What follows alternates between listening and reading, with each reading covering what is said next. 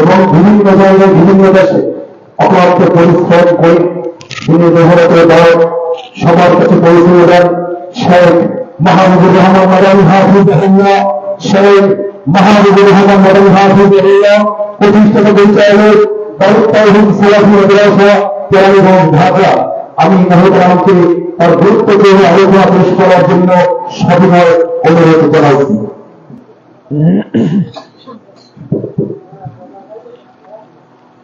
السلام عليكم ورحمة الله وبركاته. إن الحمد لله نحمده ونستعينه ونستغفره ونعوذ بالله من شرور أنفسنا ومن سيئات أعمالنا. من يهده الله فلا مضل له ومن يضلل فلا هادي له. وأشهد أن لا إله إلا الله وحده لا شريك له. وأشهد أن محمدا عبده ورسوله. أعوذ بالله من الشيطان الرجيم.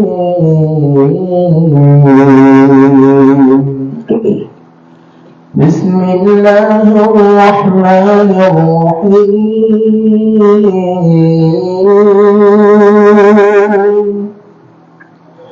ولقد بعثنا في كل أمة رسولا أن اعبدوا الله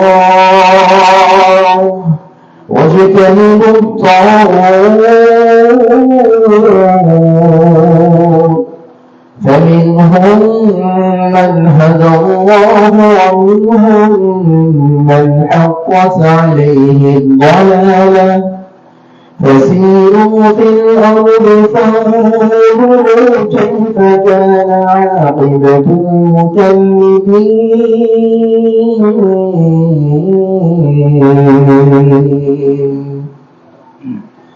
الحمد لله জগতের প্রশংসা অগণিত শুকরিয়া হামদ ও সালাম গুণগান গুণকীর্তন শুধুমাত্র কেবলমাত্র একমাত্র আমাদের সৃষ্টিকর্তা পালনকর্তা রিজিক দাতা হায়াত ও মওতের মালিক, যিনি এক ও অদ্বিতীয়, যিনি ছিলেন আছেন থাকবেন, যার ক্ষয় নাই, যার মরণ নাই, যার ধ্বংস নাই, যিনি এককভাবে আমাদের দাসত্ব পাওয়ার অধিকার রাখেন, যিনি আনতাল আউয়াল ফালাইসা ক্বাবলাকা শাই ওয়া আনতাল আখির ফালাইসা বা'দাকা শাই ওয়া আনতাল যাহির ফালাইসা ফাওকাকা শাই ওয়া আনতাল বাতিন ফালাইসা দুনাকা শাই, যিনি সর্বদিক থেকে আমাদেরকে তার ক্ষমতা দিয়ে তার শক্তি দিয়ে আমাদেরকে বেষ্টন করে রেখেছেন, যিনি যার ক্ষমতা যার শক্তি সর্বক্ষেত্রে সব জায়গাতে আছে, যিনি আরশে আযিমে আছেন,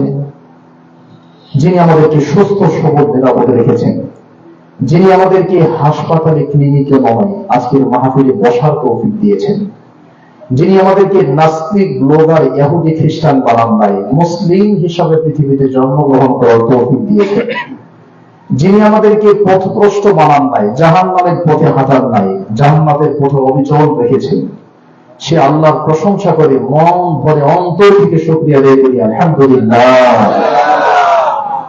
দরুদ ও সালাম বর্ষিত হোক মানবতার মুক্তির দূত, মানবতার মুক্তির দিশারি, সর্বকালের সর্বশ্রেষ্ঠ মহামানব, সর্বকালের সর্বশ্রেষ্ঠ নবী এবং রাসূল, আমাদের প্রিয় নবী, শেষ নবী, যার পরে কোনো নবী নাই, যার পরে কোনো রাসূল নাই, যার শাফাআত ছাড়া আমাদের কারো কোনো মুক্তি নাই, সেই নবী মুহাম্মদ সাল্লাল্লাহু আলাইহি ওয়াসাল্লামের উপর অন্তর থেকে মন ভরে আমরা একবার দোয়া করি, দরুদ পড়ি। আল্লাহুম্মা সাল্লি আলাইহি আল্লাহুম্মা বারিক আলাইহি আল্লাহুম্মা সাল্লি ওয়া সাল্লিম ওয়া আন'im ওয়া বারিক আলা আবদিকা ওয়া রাসূলিকা নাবিয়্যিনা মুহাম্মদ সাল্লাল্লাহু আলাইহি ওয়াসাল্লাম। পোস্টারটা দেখি। অতঃপর আজকে তাফসীরুল কুরআন মাহফিল 2026 কদমতলা বাজার ঈদগাহ ময়দান বরগুনা আজকের এই দিনী বৈঠকের দিনী মজলিসের সম্মানিত সুযোগ্য অভিজ্ঞ প্রাজ্ঞ সভাপতি আলহাজ হাজী গাজী শামসুল হক সাবেক চেয়ারম্যান এবং উপস্থিত রয়েছেন ওলামায়ে কেরাম, মুরব্বিয়ানে কেরাম, যুবক ভাইয়েরা, আমাদের স্নেহের কলিজার টুকরো সন্তান কেন্দ্র, আমাদের সোনামণিরা, প্রধান আমার মা ও বোনেরা, দূরে এবং কাছে, দেশে এবং প্রবাসী, যারা দূর থেকে ইন্টারনেটের সাহায্যে দেখছেন, তিনি মুসলিম মা এবং বোনেরা, আল্লাহর কাছে শুরুতেই সকলের জন্য দোয়া করি, ইলাহুল আলামিন আপনি মাহফিলটি কবুল করুন, আমিন। বক্তব্য শুনে এই বক্তব্য বাড়িতে নিয়ে আলোচনা করে, তদন্ত করে, গবেষণা করে বক্তব্যগুলো আমাদের জীবনে বাস্তবায়ন করার তৌফিক আমাদের সকলকে দান করুন, আমিন। বক্তব্য শেষ না হওয়া পর্যন্ত আমরা কেউ উঠবো না ইনশাআল্লাহ। আল্লাহ আমাদেরকে সেই তৌফিক দান করুন, আমিন। যারা এখনো রাস্তাঘাটে, হাট বাজারে দাঁড়িয়ে আছেন, বিড়ি টানছেন, বাদাম খাচ্ছেন, গল্প করছেন, তাদেরকে বলবো বিনয়ের সাথে মাহফিল সর্বোচ্চ 1.5 থেকে 2 ঘন্টা চলবে। এরপর এই মাহফিল আগামী 1 বছরের জন্য আর থাকবে না। আমার যদি আল্লাহ তৌফিক দেন আগামী বছর হবে। সুতরাং মাহফিলকে মূল্যায়ন করুন, আল্লাহ তৌফিক দান করুন, আমিন। মাহফিল কমিটির পক্ষ থেকে আমাকে আলোচনার বিষয় দেওয়া হয়েছে মূলত 3টা। কয়টা? 3টা বিষয়। কারণ মাহফিল যেহেতু বছরে একবার হয়, যে 3টা বিষয় যাতে আমি টাচ করি, একটু আপনাদেরকে জানিয়ে দিই। এই জন্য 3টা বিষয়। প্রথমেই ঈমান এবং আকীদা। যে ঈমান এবং আকীদার উপর আমাদের জান্নাত নির্ভরশীল। ঈমান নাই, জান্নাত নাই। আকীদা নাই, জান্নাত নাই। ঈমানে ভেজাল, আমলে ভেজাল। ঈমানে যদি অসুবিধা থাকে, সেই ঈমান দিয়ে জান্নাতে যাওয়া যাবে না। এজন্য প্রথমেই আমরা ঈমান এবং আকীদা নিয়ে আধা ঘন্টা 40 মিনিট কথা বলবো ইনশাআল্লাহ। এরপরে আমরা চলে যাব গুরুত্বপূর্ণ একটি বিষয়, হাক্কুল ইবাদ এবং হাক্কুল্লাহ। আল্লাহর হক কি, বান্দার হক কি। আমরা অনেকেই বান্দার হক আদায় করি, কিন্তু আমরা অনেকে আল্লাহর হক আদায় করি। 5 ওয়াক্ত নামাজ, রোজা, হজ, যাকাত, দান, সাদকা সবই করি, কিন্তু বান্দার হকের ব্যাপারে আমরা গাফিল থাকি। বান্দার হক যে অনেক গুরুত্বপূর্ণ, বান্দার হক যদি নষ্ট করা হয় তাহলে জান্নাত সম্ভব না, এই জিনিসটা মানুষ জানে না। এজন্য আলোচনার বিষয় 3টা। 1 ঈমান এবং আকীদা, 2 বান্দার হক, 3 আল্লাহর হক। বান্দার হক বলতে আত্মীয় স্বজন, প্রতিবেশী, এইগুলো নিয়ে আমরা কথা বলবো। আল্লাহ আমাদের সকলকে 3টা বিষয় মোটামুটি শেষ করে, এরপরে আপনাদের মনের মধ্যে যত প্রশ্ন আছে লিখতে পারলে আলহামদুলিল্লাহ, লিখতে পারেন না অসুবিধা নাই, শুধু বলবেন দাঁড়িয়ে দাঁড়িয়ে, আমরা উত্তর দেবো ইনশাআল্লাহ। প্রশ্ন উত্তর শেষ করে ইনশাআল্লাহ আমরা যাব প্রায় 300-600 কিলোমিটার পথ পাড়ি দিয়ে আসছে। প্রায় আপ ডাউন 600 কিলোমিটার পথ। তো 600 কিলোমিটার পথ পাড়ি দিয়ে মেহমান যদি বাড়িতে আসে, তাকে আমরা 1.5 ঘন্টা সময় দিব না? কি বলে? আমরা মেহমানকে রেখে বাড়িতে যাব না, কারণ বরগুনার মানুষ মেহমানকে খুব বেশি মূল্যায়ন করে, ভালোবাসে, আলহামদুলিল্লাহ। এই ভালোবাসা যদি শুধু খাওয়া দাওয়া, পানা, সাগরের মাছ, নদীর মাছ, এই আপ্যায়ন শুধু মেহমানদারি হয়, বরং সবচেয়ে বড় আপ্যায়ন হচ্ছে মাহফিলটা সুন্দর করে শোনা, বোঝা এবং বাড়িতে নিয়ে যাওয়া। আমরা সকলেই জান্নাতে একসাথে আল্লাহর মেহমান হতে চাই। আল্লাহ কবুল করুন, আমিন। প্রিয় ভাই, দাঁড়িয়ে আর কথা নাই, আমি আমার বিষয়ে চলে যাচ্ছি। ঈমান এবং আকীদা। আমাদের অনেকটি যেন প্রশ্ন করি যে ঈমান মানে কি। আমরা হয়তো বলবো ঈমান মানে মুখ দিয়ে স্বীকার করা, এটা আমরা অনেকে বলি না। ঈমান মানে বিশ্বাস করা। আমাদের প্রায় 90% মুসলমানের এই উত্তর। ঈমান মানে কি? ঈমান মানে বিশ্বাস করা। আমরা আজকে যাবো ঈমান শব্দের অর্থ কি, ঈমান দ্বারা আল্লাহ কি বুঝিয়েছেন, ঈমানটা কি জিনিস, এটা আমরা জানবো। কি বলে আমার ভাই, ঈমান এটা আরবি শব্দ। কোরআন কারীমের বিশুদ্ধ সুন্নাহয় অসংখ্যবার ঈমান শব্দটা আছে। ঈমান শব্দ যদি এক বাক্যে প্রকাশ করেন যে ঈমান মানে কি, যদি কেউ বলে ঈমান মানে বিশ্বাস করা, তাহলে এই অর্থটা পরিপূর্ণ ঠিক না। তাহলে কি হয়তো বলবেন যে নতুন নতুন কথা বলছে। আমি দলিল দিয়ে বলবো, তাহলে আপনারা বুঝবেন।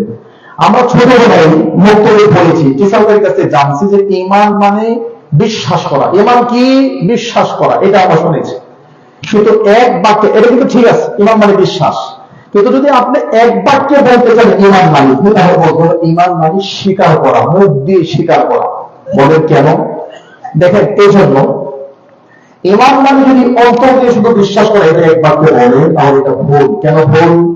যুদ্ধের মধ্যে আপনি যুদ্ধ করছেন, কাফেরদের শোয়াইছেন, এখন তাদের জবাই করবে। এই মুহূর্তে কাফের যদি বলে যা ঈমান মানে কি বিশ্বাস করা, আমি মনে মনে বিশ্বাস করছি আল্লাহ একজন আছে, যা ঈমান আল্লাহ, তার এই ঈমান কিন্তু তাকে তার মরণ থেকে বাঁচাতে পারবে না। এই জন্য মুহাদ্দিসিনে কেরাম, মুফাসসিরিনে কেরাম বলছে এক বাক্যে যদি বলতে হয় ঈমান মানে কি, ঈমান মানে ইকরার বিল লিসান, মুখ দিয়ে স্বীকার করা, এটা হলো ঈমান। এরপরে অন্তর দিয়ে বিশ্বাস করা, আগে মুখ দিয়ে স্বীকার করা। যেমন বলি আমার ভাই কোরআন কারীম পারা নাম্বার 3 নাম্বার পারা 11 নাম্বার পৃষ্ঠা 3 নাম্বার লাইন 3 নাম্বার সূরা 18 নাম্বার আয়াত, একই কথা। কোরআন কারীম পারা নাম্বার 13 পৃষ্ঠা নাম্বার 17, 13 নাম্বার পারা 17 নাম্বার পৃষ্ঠা 11 নাম্বার লাইন 14 নাম্বার সূরা ইব্রাহিম, একই কথা। কোরআন কারীম 26 নাম্বার পারা 8 নাম্বার পৃষ্ঠা 1 থেকে 3 নাম্বার লাইন সূরা মুহাম্মদ আয়াত নাম্বার 19। ঈমান মানে মুখ দিয়ে বলা। আল্লাহ বলেন فَاعْلَمْ أَنَّهُ لَا إِلَهَ إِلَّا اللَّهُ। আল্লাহ বলেন ফা'লাম, নবী সাল্লাল্লাহু আলাইহি ওয়াসাল্লাম আপনি জানেন, মানুষকে জানিয়ে দেন, আন্নাহু লা ইলাহা ইল্লাল্লাহ, আল্লাহ ছাড়া সত্যিকারের কোনো মাবুদ নাই। এই যে লা ইলাহা ইল্লাল্লাহ ঈমান। তাহলে আমার ভাই ঈমান মানে মুখ দিয়ে বলা। আরেকটা হাদিস আপনাকে শোনাই। উহুদ বা বদরের যুদ্ধে রাসূল সাল্লাল্লাহু আলাইহি ওয়াসাল্লামের এক সাহাবী, তাকে কাফের খুব কষ্ট দিচ্ছে, সম্ভবত ওসমান যায়েদ। কাফেরের সাথে কঠিন ফাইট হচ্ছে, কাফের কয়েকবার আঘাত করছে, কয়েকবার তাকে মারার পরে এবার সুযোগ মতো উনি কাফেরদের পায়ে গেছে, কাফের মুশরিক মক্কার পেয়ে তাকে শোয়াইছে, শোয়া এবার তাকে জবাই করবে বা তাকে হত্যা করবে যুদ্ধের মাঠে। এই মুহূর্তে সে বলছে লা ইলাহা ইল্লাল্লাহ, কাফের বলছে, কিন্তু উনি থামেন না, উনি দিছে চালায়া শেষ করে দিয়েছে। এবার নবীর কাছে যাইছে, যাওয়ার পর আল্লাহ নবী যুদ্ধের মাঠে আমাকে খুব মারছে, খুব আঘাত করছে, খুব ডিস্টার্ব করছে। তো যুদ্ধের মাঠ আমি আঘাত প্রাপ্ত হওয়ার পরে, মাইর খাওয়ার পরে তাকে যখন মারতে গেছি, তখন সে বলছে লা ইলাহা ইল্লাল্লাহ, আমি আর থামি নাই, দিছি চালায়া। আল্লাহ বললেন যে তুমি তাকে হত্যা করেছো, হাল্লা শাকাত্তা আলবাহু, তুমি তার কলবটাকে কেটে দেখেছো, হাল্লা শাকাত্তা, শাকাত্তা মানে কাটা, বিদীর্ণ করা, ফাটা, আর কলবাহু তার কলব, তুমি কি তার কলবটা ফেটে দেখছো? সে আল্লাহর ভয়ে পড়ছে নাকি, সে আল্লাহর ভয়ে পড়েছে কালিমা, নাকি তোমার ভয়ে পড়েছে?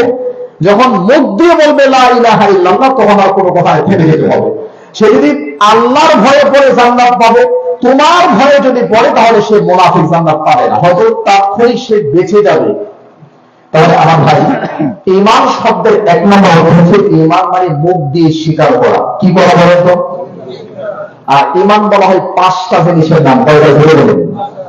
এক, ইকরার বিল লিসান, মুখ দিয়ে বলা। 2, তাসদীক বিল জিনান, অন্তর দিয়ে আল্লাহকে বিশ্বাস করা। 3, আমাল বিল আরকান, মুখ দিয়ে বলা, অন্তর দিয়ে বিশ্বাস করা। এরপরে আপনাকে বিভিন্ন আমল করা, অর্থাৎ আমলে ঈমানটাকে বাস্তবায়ন করা। ঈমান এনে শুধু ঘুমায় থাকলে হবে না, আমল করা দরকার আছে না নেই? আমল ছাড়া কি জান্নাতে যাওয়া যাবে? আমল লাগবে 3 নাম্বার। 4 নাম্বার ইয়াজিদু বিত্তাআ, আনুগত্যের মাধ্যমে ভালো কাজ করলে ঈমানটা বাড়ে। ওয়ায়ানকুসু বিল মাসিয়া, খারাপ কাজ করলে জিনা, চুরি, ডাকাতি, ছিনতাই, সুদ, ঘুষ, আত্মারি, বাটপারি এগুলো করলে ঈমানটা কমে। তাহলে ঈমান কয়টা জিনিসের নাম?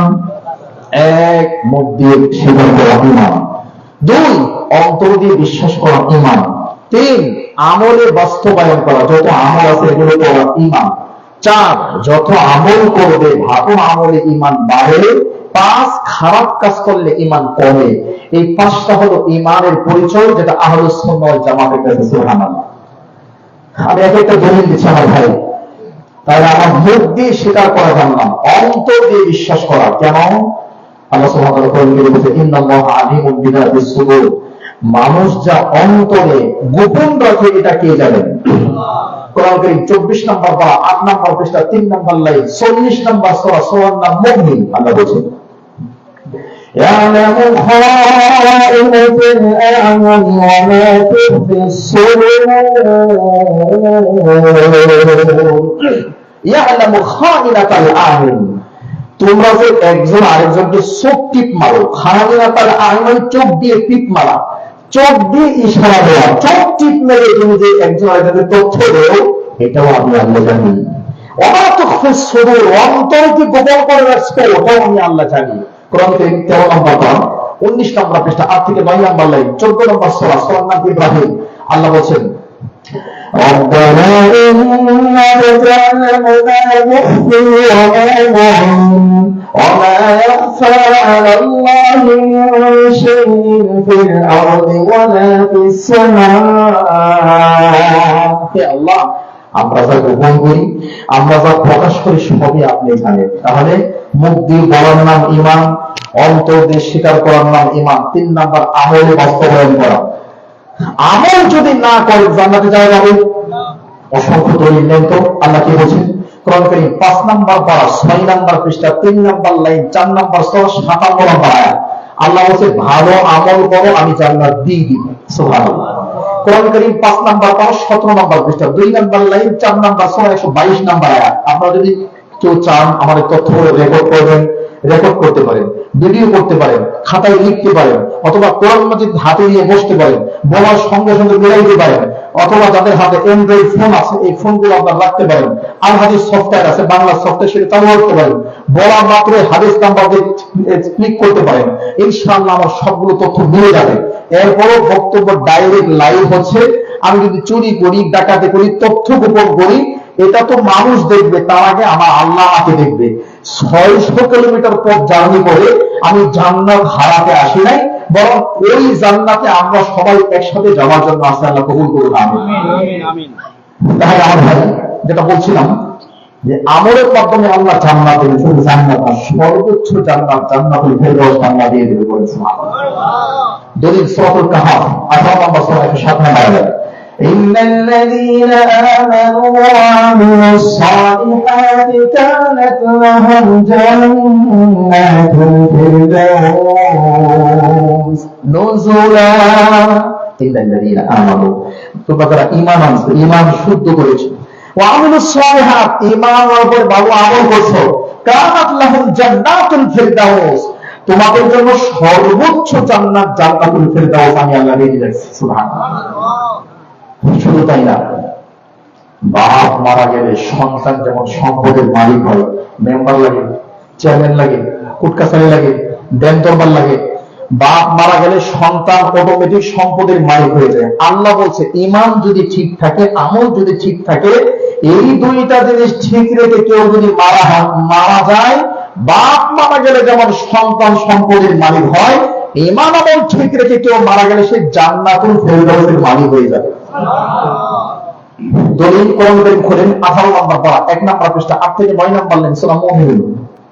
আল্লাহ বলেন والذين هم على صلواتهم يحافظون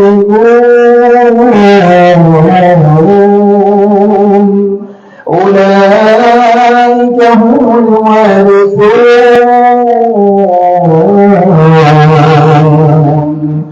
الذين يرثون الفردوس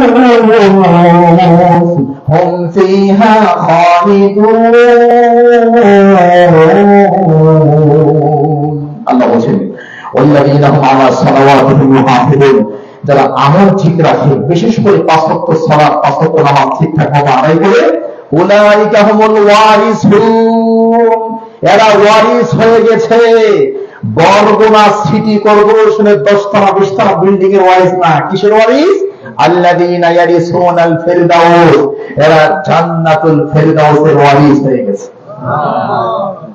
আমার ভাই শুধু তাই নয়, হাদিস থেকে ধরে নিন। ইবনে মাজাহ হাদিস নাম্বার 728, ইবনে মাজাহ হাদিস নাম্বার 728, তিরমিজি হাদিস নাম্বার 204 থেকে 206, তিরমিজি হাদিস নাম্বার 241, তিরমিজি হাদিস নাম্বার 415, সহিহ বুখারী সহিহ মুসলিম হাদিস নাম্বার 234, সহিহ বুখারী হাদিস নাম্বার 628, সিলসিলা সহিহা হাদিস নাম্বার 1661 1661, সহিহ বুখারী হাদিস নাম্বার 574, এরপরে তিরমিজি হাদিস নাম্বার 55, এরপরে তিরমিজি হাদিস নাম্বার 2572, সহিহ বুখারী হাদিস নাম্বার 1181, ইবনে মাজাহ হাদিস নাম্বার 1597, আবু দাউদ হাদিস নাম্বার 4800, 4800, এরপরে সিলসিলা সহিহা আবু দাউদ হাদিস নাম্বার 1664, তিরমিজি হাদিস নাম্বার 1633, তিরমিজি হাদিস নাম্বার 1639, তিরমিজি হাদিস নাম্বার 1669 এবং তিরমিজি হাদিস নাম্বার 951। এই যে হাদিস নাম্বার গুলো বললাম, আপনারা চাইলে এখন মিলাইতে পারেন। প্রত্যেকটা হাদিসে নবী বলছেন যে আমল করলে নিশ্চিত জান্নাত। সুবহানাল্লাহ। তার মধ্যে একটা হাদিস শুনাই, ইবনে মাজাহ হাদিস নাম্বার 728, রাসূল সাল্লাল্লাহু আলাইহি ওয়াসাল্লাম বলেছেন, মান আযযানা সিনতাই আশারাতা সানাতান ওয়াজাবাত লাহুল জান্নাহ। যারা 12 বছর আল্লাহর ঘর মসজিদে মুয়াজ্জিনগিরি করবে, আযান দিবে, তাদের জন্য আল্লাহর জান্নাত ওয়াজিব হয়ে যাবে। সুবহানাল্লাহ। আমার ভাই, শুধু কি তাই? এরকম আরেকটা হাদিস রাসূল সাল্লাল্লাহু আলাইহি ওয়াসাল্লাম বলেছেন, সহিহ মুসলিম হাদিস নাম্বার 234, মান তাওয়াক্কা, যারা ওযু করে, ফাআহসানাল উযুনা, সুন্দর করে ওযু করে, সুম্মা সাল্লা রাকাতাইন, ওযুর পরে 2 রাকাত নামাজ আদায় করে, মুকবিলুন আলাইহিমা বিকলবিহি ওয়া ওয়াজহিহি, নামাজের মধ্যে মনোযোগ ধরে রাখে। 1, যারা ওযু করে, 2, সুন্দর করে ওযু করে, 3, ওযুর পরে তাহিয়াতুল ওযু 2 রাকাত নামাজ পড়ে, 4, নামাজের মধ্যে মনোযোগ ধরে রাখে। এই 4টা কাজ যারা করে, মাত্র 2 রাকাত নামাজ, ওয়াজাবাত লাহুল জান্নাহ, তারা জান্নাতে যাবে, নিশ্চিত যাবে, ওয়াজিব হয়ে গেছে জান্নাত। তাহলে ঈমানের পরে আমলের দরকার আছে নাই? আমরা কোথায় কোত্থেকে আমাদেরকে এখানে নিয়ে আসি জানেন? 1, মুখ দিয়ে বলা ঈমান, 2, অন্তর দিয়ে স্বীকার করা ঈমান, 3, আমল করার নাম ঈমান। এই যে আমল করার নাম যে ঈমান, এর মধ্যে কোরআন থেকে 6টা দলিল দিলাম, আর হাদিস থেকে প্রায় 15টা দলিল দিলাম, একটু আগে নাম্বারগুলো বললাম। তাহলে আমল করার দরকার আছে না? আমাদের একটু লোক আছে, অনেকে মনে করে যে আমার আর আমল টামল দরকার নেই। আমি এখন এমন একটা দাঁড়ায়, এমন একটা দরজায় পৌঁছে গেছি, আমল করতে করতে এমন জায়গায় গেছি, এখন আর আমল দরকার নাই, এখন চোখ বন্ধ করে হো হো করলে জান্নাত যাব। এরকম আছে নেই? কিন্তু আল্লাহ মুহাম্মদ সাল্লাল্লাহু আলাইহি ওয়াসাল্লাম কি বলছেন? কোরআন কারীম 14 নম্বর পারা, 6 নম্বর পৃষ্ঠা, 6 নম্বর লাইন, 15 নম্বর সূরা হিজর শেষের আয়াত, وَاعْبُدْ رَبَّكَ حَتَّى يَأْتِيَكَ الْيَقِينُ।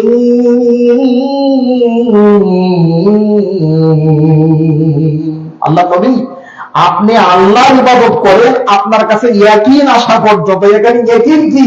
এখানে ইয়াকিন মানে মরণ আসা পর্যন্ত আপনি আল্লাহর ইবাদত করেন। আল্লাহ তার রাসূল দিয়ে বলছে।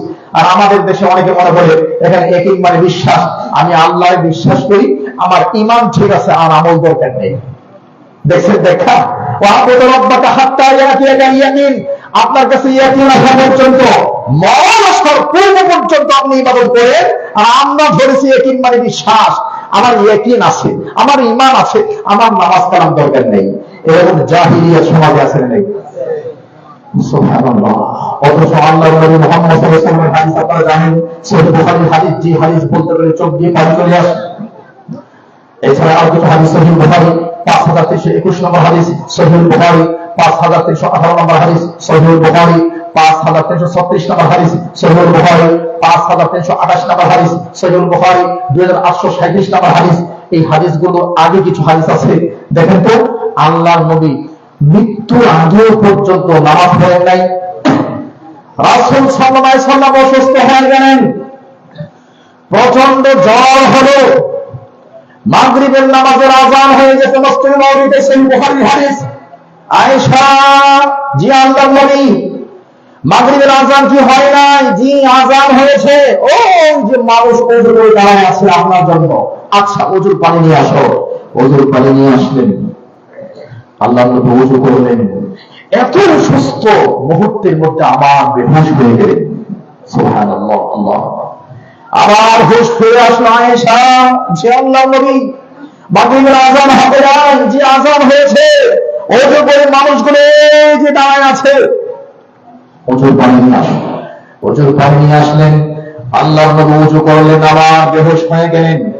একবার, দুবার, তিনবার ঘটনা যখন ঘটে গেল, আল্লাহ নবী সাল্লাল্লাহু আলাইহি ওয়াসাল্লাম তখন নামাজ ছাড়লেন নাই যে আমার শরীরের পশম দাঁড়িয়ে গেছে।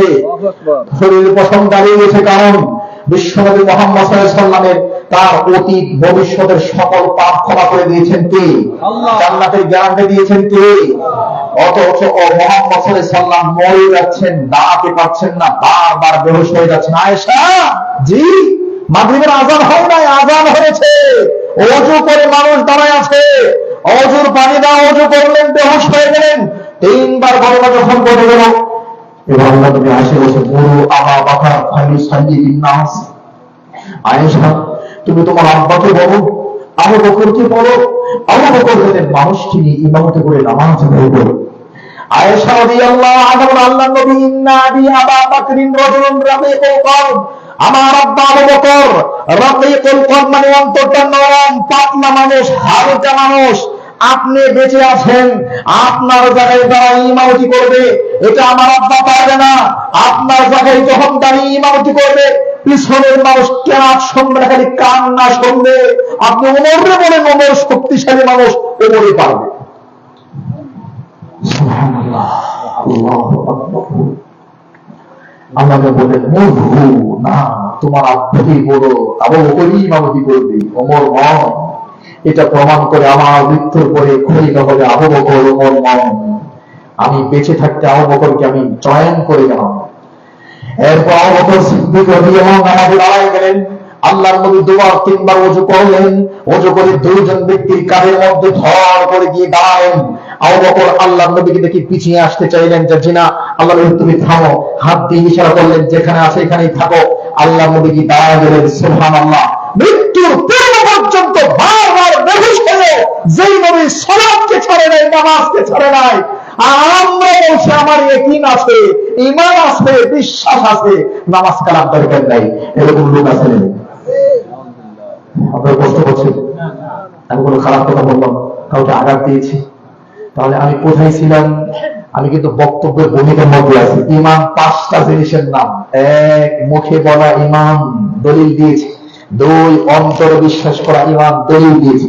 3 নাম্বার পয়েন্টের দলিল চলছে আমলের নাম। অর্থাৎ ঈমানের উপরে আমল করতে হলে, আমল না করলে সেই ঈমান দিয়ে জান্নাত যাওয়া যাবে না। চলেন 4 নাম্বার, ভালো 4 এবং 5, ভালো কাজ করলে ঈমান বাড়ে, খারাপ কাজ করলে ঈমান কমে। যদিও এই ফতোয়ার ইমামদের মধ্যে ইখতিলাফ হয়েছে।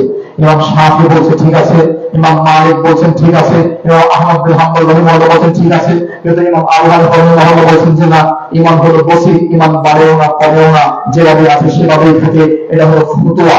কিন্তু আল্লাহ সুবহানাহু ওয়া তাআলা কোরআন কারীম থেকে আমি 10টা দলিল দিব, যে 10টা দলিল আল্লাহ কোরআনে বলছে যে ঈমান বাড়ে এবং কমে। তার আগে দলিল দেওয়ার আগে বলি, আপনারা বলেন, যেদিন ফজরের নামাজটা জামাতের সাথে পড়েন, মনটা কেমন লাগে? অনেক ভালো লাগে। কার কেমন লাগে আমি জানি না, কিন্তু আমাদের মনে খুব শান্তি পাই, আলহামদুলিল্লাহ। ফজরের সালাত জামাতের সাথে নিয়মিত পড়েন। একদিন হঠাৎ করে ছুটে গেছেন, বেড়াইতে গেছেন, দেখবেন কলিজাটা ফেটে যাচ্ছে, ছি ছি ছি ছি, কি করলাম, আমি ধ্বংস হয়ে গেলাম, আমি মরে গেলাম, করলামটা কি? এরকম খারাপ লাগে কিনা বলে?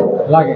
এটাই বোঝে ঈমান বাড়ে এবং কমে। দেখেন দলিল দেখেন, কোরআন কারীম 3 নাম্বার পারা, 3 নাম্বার পৃষ্ঠা, 1 নাম্বার লাইন, 2 নাম্বার সূরা সূরা আল-বাকারা। আল্লাহ বলে ঈমান বাড়ে এবং কমে। 2 কোরআন কারীম 4 নাম্বার পারা, 11 নাম্বার পৃষ্ঠা, 14 নাম্বার লাইন, 3 নাম্বার সূরা 172 নাম্বার আয়াত। আল্লাহ বলে ঈমান বাড়ে এবং কমে। 3 নাম্বার দলিল 9 নাম্বার পারা, 17 নাম্বার পৃষ্ঠা, 3 নাম্বার লাইন, 9 নাম্বার সূরা, 8 নাম্বার সূরা সূরাতুল আনফাল, 2 থেকে 3 নাম্বার আয়াত, ঈমান বাড়ে এবং কমে। 4 নাম্বার দলিল 11 নাম্বার পারা, 6 নাম্বার পৃষ্ঠা, 6 নাম্বার লাইন, 9 নাম্বার সূরা সূরা তাওবা, ঈমান বাড়ে এবং কমে। 5 নাম্বার দলিল 15 নাম্বার পারা, 13 নাম্বার পৃষ্ঠা, 3 নাম্বার লাইন, 18 নাম্বার সূরা সূরাতুল কাহাফ। এরা শুক্রবারের জুমার সময় পড়ে, শুক্রবার পড়া হয় সূরা কাহাফের 13 নাম্বার আয়াত, ঈমান বাড়ে এবং কমে।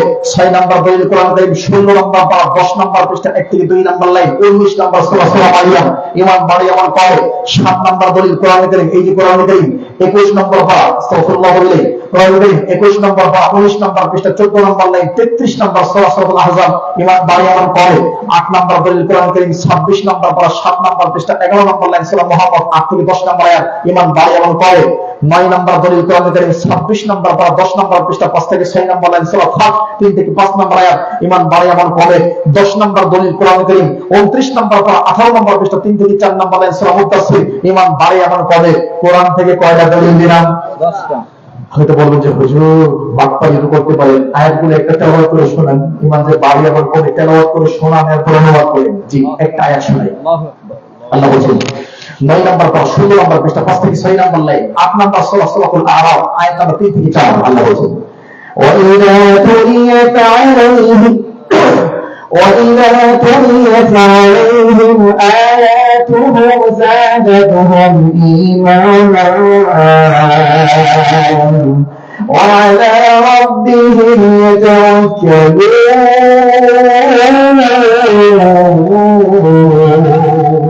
وَإِذَا تُلِيَتْ عَلَيْهِمْ آيَاتُهُ মানে আল্লাহর আয়াত, কোরআনের আয়াত যখন মুসলমানদের কাছে তেলাওয়াত করা হয় যাদাতহুম ঈমানা, তখন মুসলমানদের ঈমান গুলো বেড়ে যায়। সুবহানাল্লাহ।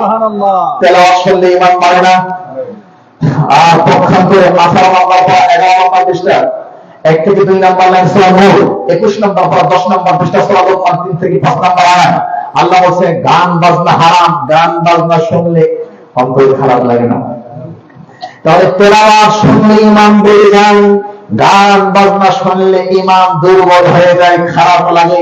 এটাই হলো ঈমান বাড়ে এবং কমে। তাহলে ঈমানের পরিচয়গুলো কয়টা? 5টা। এক, এবার আপনারা বলেন কি? মুখ দিয়ে স্বীকার করার নাম ঈমান, অন্তর দিয়ে বিশ্বাস করার নাম ঈমান, আমলে বাস্তবায়ন করার নাম ঈমান। ভালো কাজ করলে ঈমান বাড়ে, খারাপ কাজ করলে ঈমান কমে।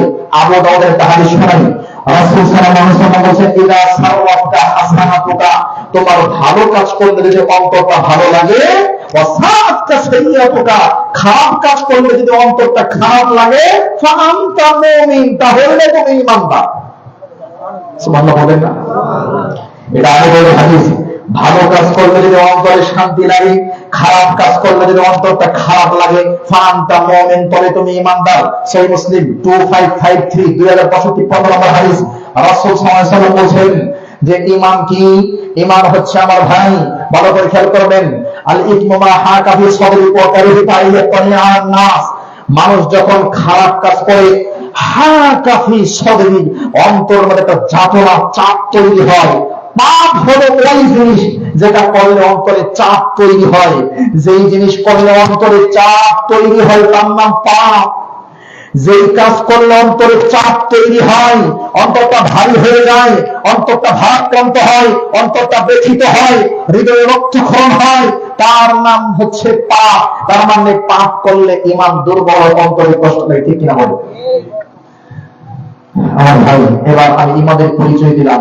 এবার এই যে ঈমান এবং আকীদা, সুবহানাল্লাহ, আল্লাহু আকবার, আল্লাহর কসম করে বলছি, পৃথিবীর মানুষ, আমার ঈমানদার ভাইরা, বড় মানুষ অত্যন্ত নম্র, ভদ্র, চরম পর্যায়ের উন্নত মানের তারা ভদ্রশীল মানুষ। এটাই তার প্রমাণ। আম সিজন মাহফিল, আলহামদুলিল্লাহ, প্যান্ডেলটা কানায় কানায় ভরে গেছে, আল্লাহুম্মা লাকাল হামদ। এবং সবাই সুন্দর করে বসে আছে।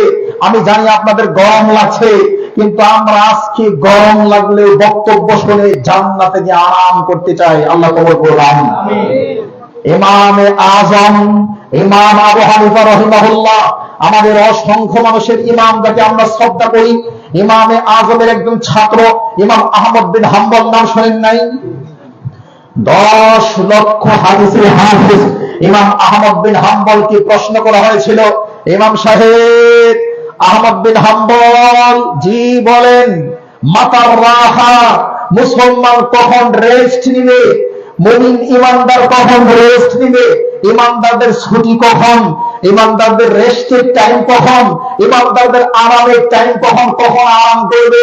ইমাম আহমদ বিন হাম্বল বলছে, মুমিনের কোনো আরাম নাই, মুমিনের কোনো ছুটি নাই, মুমিনের কোনো রেস্ট নাই। ইদা ওয়াজাতা কাদামাকা ফিল জান্নাহ, যখন তোমার পাও জান্নাতে ঢোকাবে, জান্নাতে রাখবে, তখন তোমার ছুটি, এর আগে ছুটি নাই।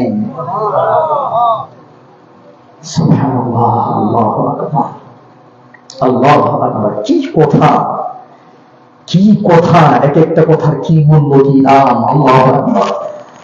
আমার ভাই, এই জন্য বলছিলাম, ঈমান ছাড়া কেউ জান্নাতে যেতে পারবে?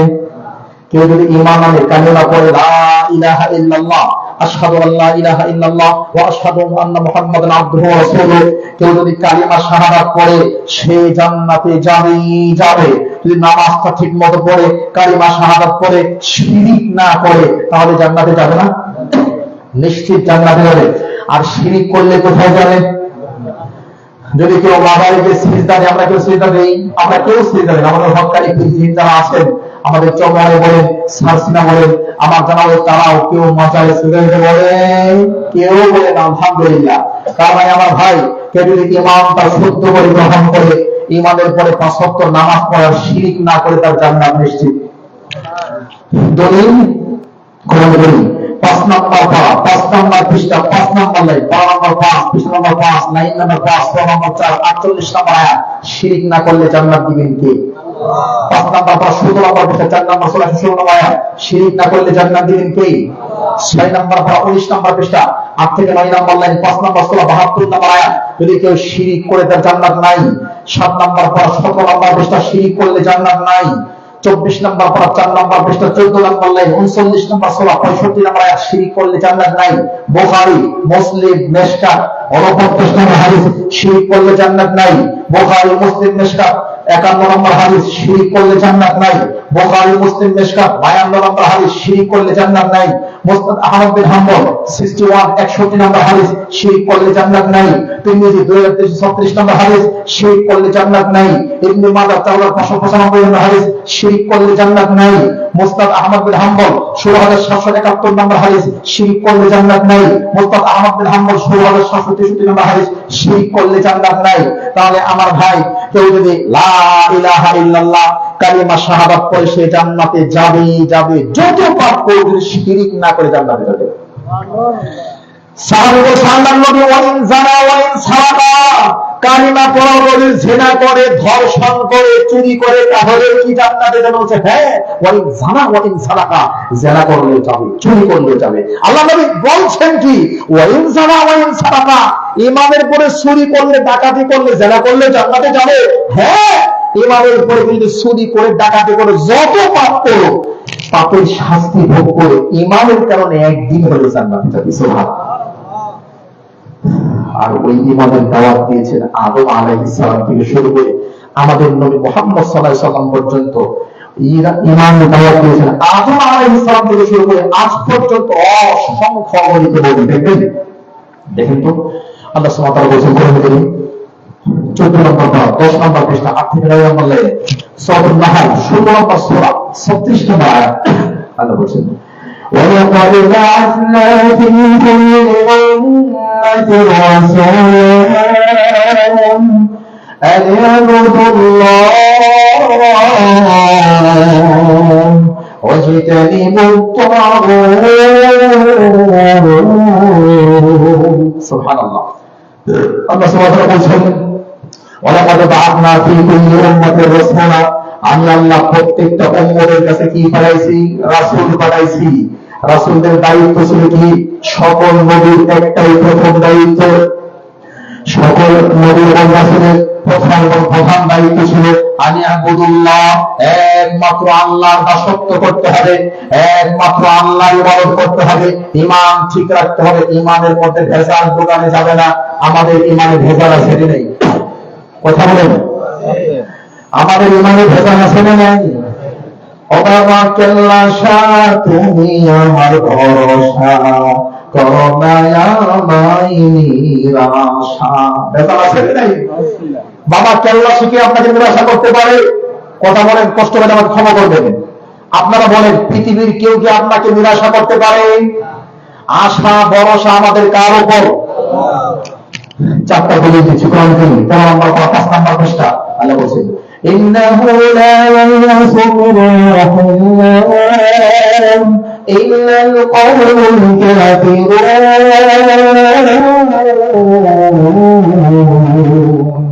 إنه لا ييأس من روح الله আল্লাহর রহমত থেকে নিরাশ হয় না, তবে যারা কাফের তারাই আল্লাহর রহমত থেকে নিরাশ হয়। তাহলে বলেন কেউ বলে বাবা আল্লাহ শাহ আমাকে নিরাশা করিও না, তার ঈমান থাকবে? কথা বলেন।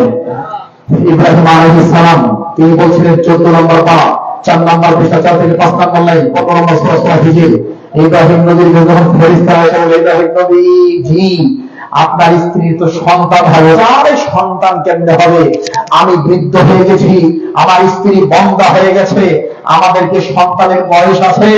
তখন তখন ফেরেশতা বলছিল আপনি কি আল্লাহর রহমত থেকে নিরাশ হয়ে যাচ্ছেন? তখন ইব্রাহিম নবী কি বলছেন?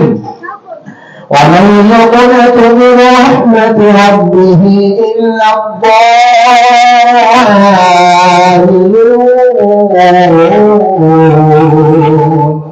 আল্লাহর রহমত থেকে যারা পথভ্রষ্ট তারাই নিরাশ হয়। আমি ইব্রাহিম আমি পথভ্রষ্ট নয়, আমি আল্লাহর রহমতের আশা রাখি। সুবহানাল্লাহ। কোরআন কারীম 24 নম্বর পারা 3 নম্বর পৃষ্ঠা 8 থেকে 9 নম্বর এবং 40 নম্বর সূরা জুমাহ আমরা বলছেন لا تقنطوا من رحمة الله তোমরা আল্লাহর রহমত থেকে নিরাশ হয় না।